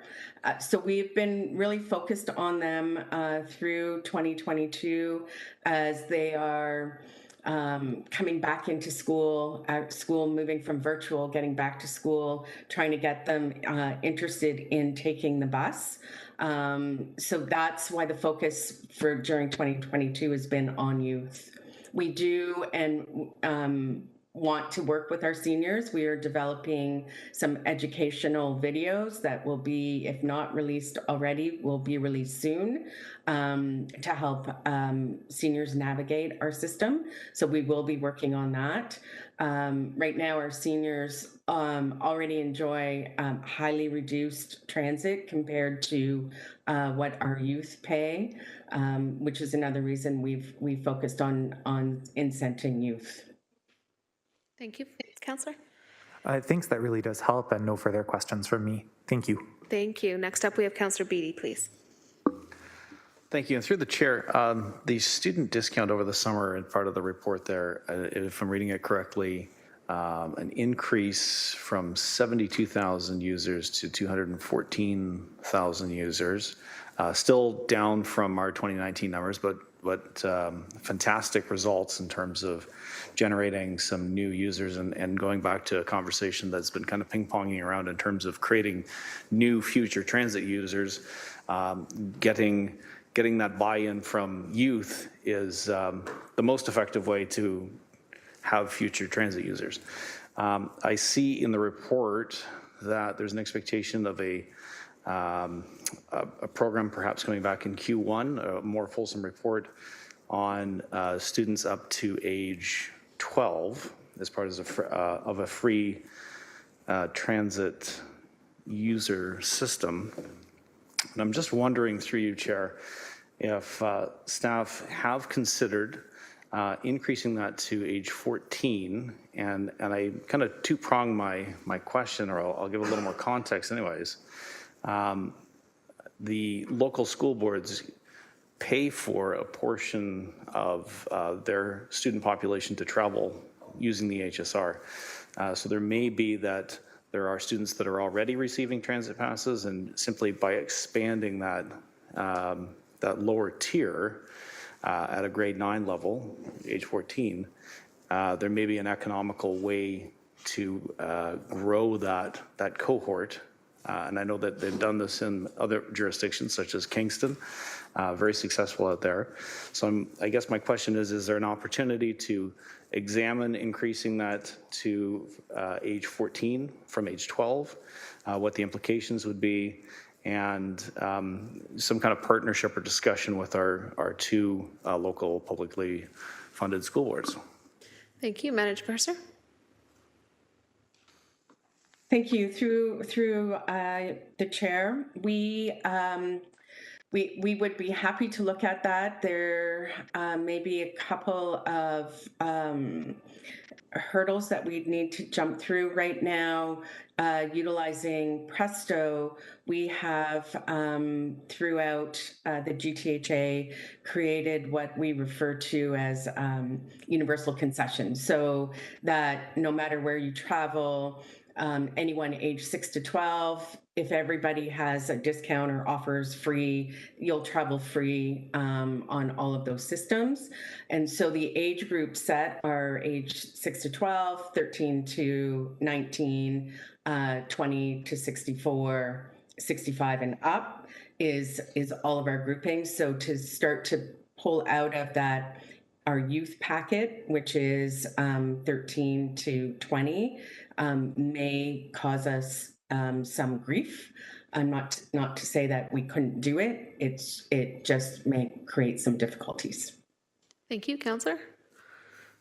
Thank you. And not to try to intentionally create difficulties or grief, but at the same time, perhaps examining the mechanics of it and reporting back in some fashion, or including that as part of that report may be useful to us to be able to help offer some guidance. Thank you. Thank you. So just getting clarity from Elsie McIntosh. So there is some recommendation and expression of possibility for the next update to include some of that information. So in the form of a motion, if we could provide that direction to staff. The direction being, Councillor Beattie, you want to try it one more time? Yeah, I'm letting it rattle around in my head for a second. Well, I mean, the intent is to have staff report back on the feasibility and whatever the proper word for the mechanics of, increasing the upper number from age 12 to age 14 in that youth program. But I'm sure you can make it sound more eloquent than that.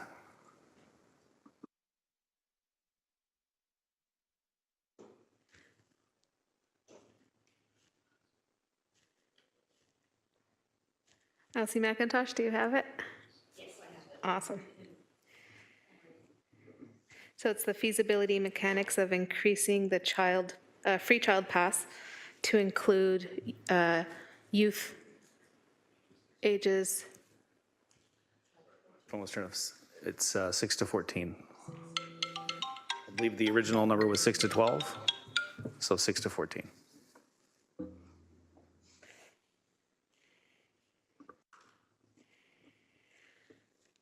Thank you. So that's moved. Could I get a seconder? Scanning of the room, Councillor Wilson. Thank you. Councillor Maureen Wilson. Thank you. Thank you. That's moved and seconded and open for vote.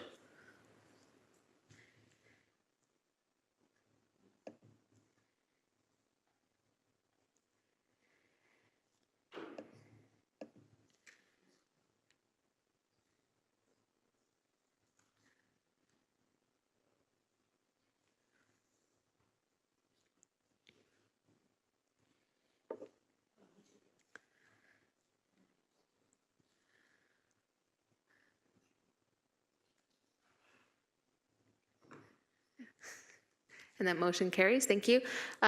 Councillor Alex Wilson, and recognizing that you're also asking similar questions regarding seniors, were you interested in moving a motion today, or would you be bringing something back for staff to be able to report back, given your questions around access for seniors? Thanks. I think at this time, I'm happy to wait till we have a seniors advisory committee and have that conversation start there. Wonderful, thank you. So that brings us back to the initial report.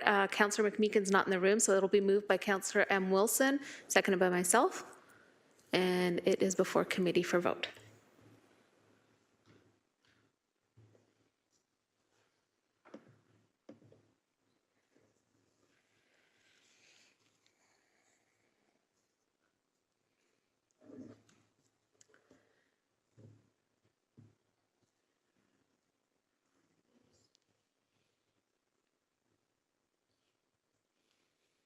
And that carries. Moving on to 11.3, the last of this section of the agenda, which is Investing in Canada Infrastructure Program, Public Transit Stream, Allocation of Funding Balance, PW Report 19083A, citywide. Councillor Van der Heide, again, Manager. If you could, did I just called you Councillor? I just did that, didn't I? Okay. Manager Van der Heide, if you could please introduce the report. Thank you. Jason Van der Heide, Manager of Transit Planning and Infrastructure. The report that you have in front of you is a recommendation report. We're seeking Council's authorization and direction to submit project applications for the remaining portion of the Investing in Canada Infrastructure Program. Just as way of background, in 2018, the ISIP program was announced. The program is intended to fund projects that will improve capacity of public transit infrastructure, improve the quality and safety of existing and future transit systems, and to improve access to public transit systems. When it was announced, Hamilton's funding allocation under the program was $511 million. With eligible project expenditures to be split between the federal, provincial, and municipal governments. The municipal portion of the split is 27%. In 2019, staff submitted applications for 6 projects under the program, 5 of which were approved at a total value of $505 million. This left $6.2 million available out of the allocation for Hamilton projects. Substantial completion of the projects was originally slated to be complete by October 2027, with the deadline for additional project submissions set for March of 2024. However, in July of this year, the city was informed that the original dates for substantial completion and project submissions were both being changed. The new deadlines are now 2023 for substantial project completion, so an additional 6 years. But the submission date for additional projects was moved forward to November 30th of this year, from March of 2024. However, in recognition that the 2022 municipal election and the restricted acts period would be taking place, an extension has been granted for us to January 2nd of 2023 to have additional projects submitted. The report outlines the 2 proposed projects that staff are recommending to be submitted. Both projects fit the criteria under the ISIP program and align to the needs of our growing community and changes in service delivery that we expect to support our city's transit needs for the future. Essentially, the municipal portion for the funding on the recommended projects, should they be approved, would be $1.675 million. Thank you. And need a mover and seconder to put the report on the floor for discussion. Moved by Councillor A. Wilson, seconded by Councillor Beattie. Any questions on the ISIP report? Seeing none, it's before committee for approval.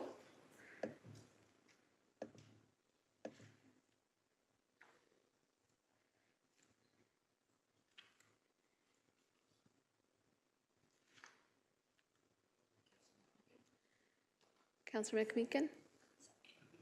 Oh, indicating a vote in support for a 6.2 million application. Thank you, that carries. Moving on to motions on the agenda, we have 12.1, which is Lock Street South and Westdale Business Improvement Areas electrical lighting improvements. Councillor Wilson, if you could please introduce your motion and your seconder, please.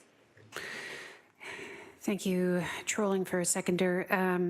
Whereas the Lock Street South Business Improvement Area and the Westdale Business Improvement Areas promote small business and economic vibrancy within Hamilton, whereas the residents of Ward 1 and the patrons of both the Lock Street BIA and Westdale BIA previously enjoyed enhanced seasonal lighting on the hydro poles along Lock and King Streets.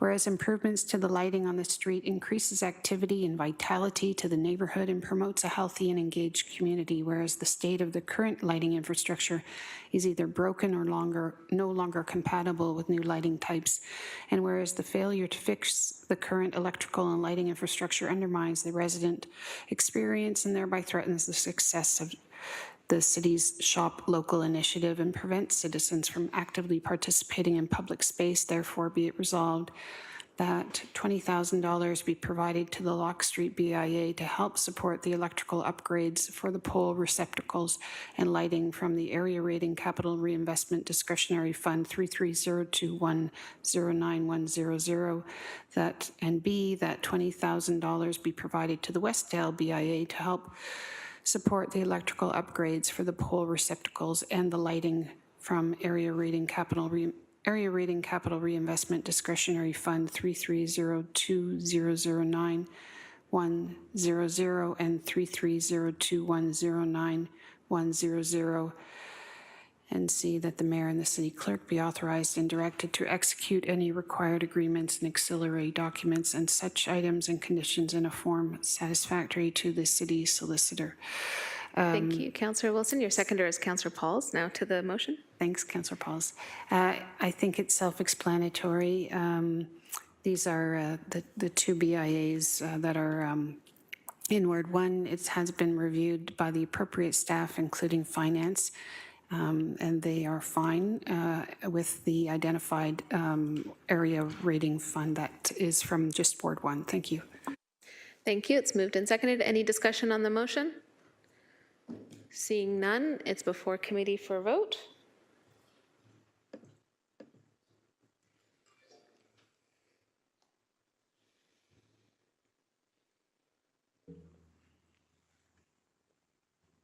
With a vote in the affirmative from Councillor McMeekin? Yeah. That carries, thank you. And that moves us to item 14, general information, other business, but 14.1 is amendments to outstanding business list, which we do need to formally approve, yeah, in the form of a motion. So mover and seconder, please. Moved by Councillor Paul, seconded by Councillor Francis, thank you. Amendments to outstanding business list, please. Any discussion on the OBL items? Seeing none, we'll move to vote.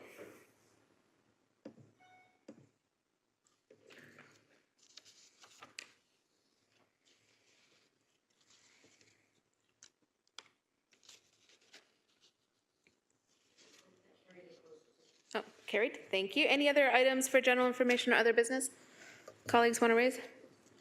Seeing none, we'll move to adjournment. Please, a mover and seconder. Moved by Councillor Francis, seconded by Councillor A. Wilson. A vote to adjourn, please.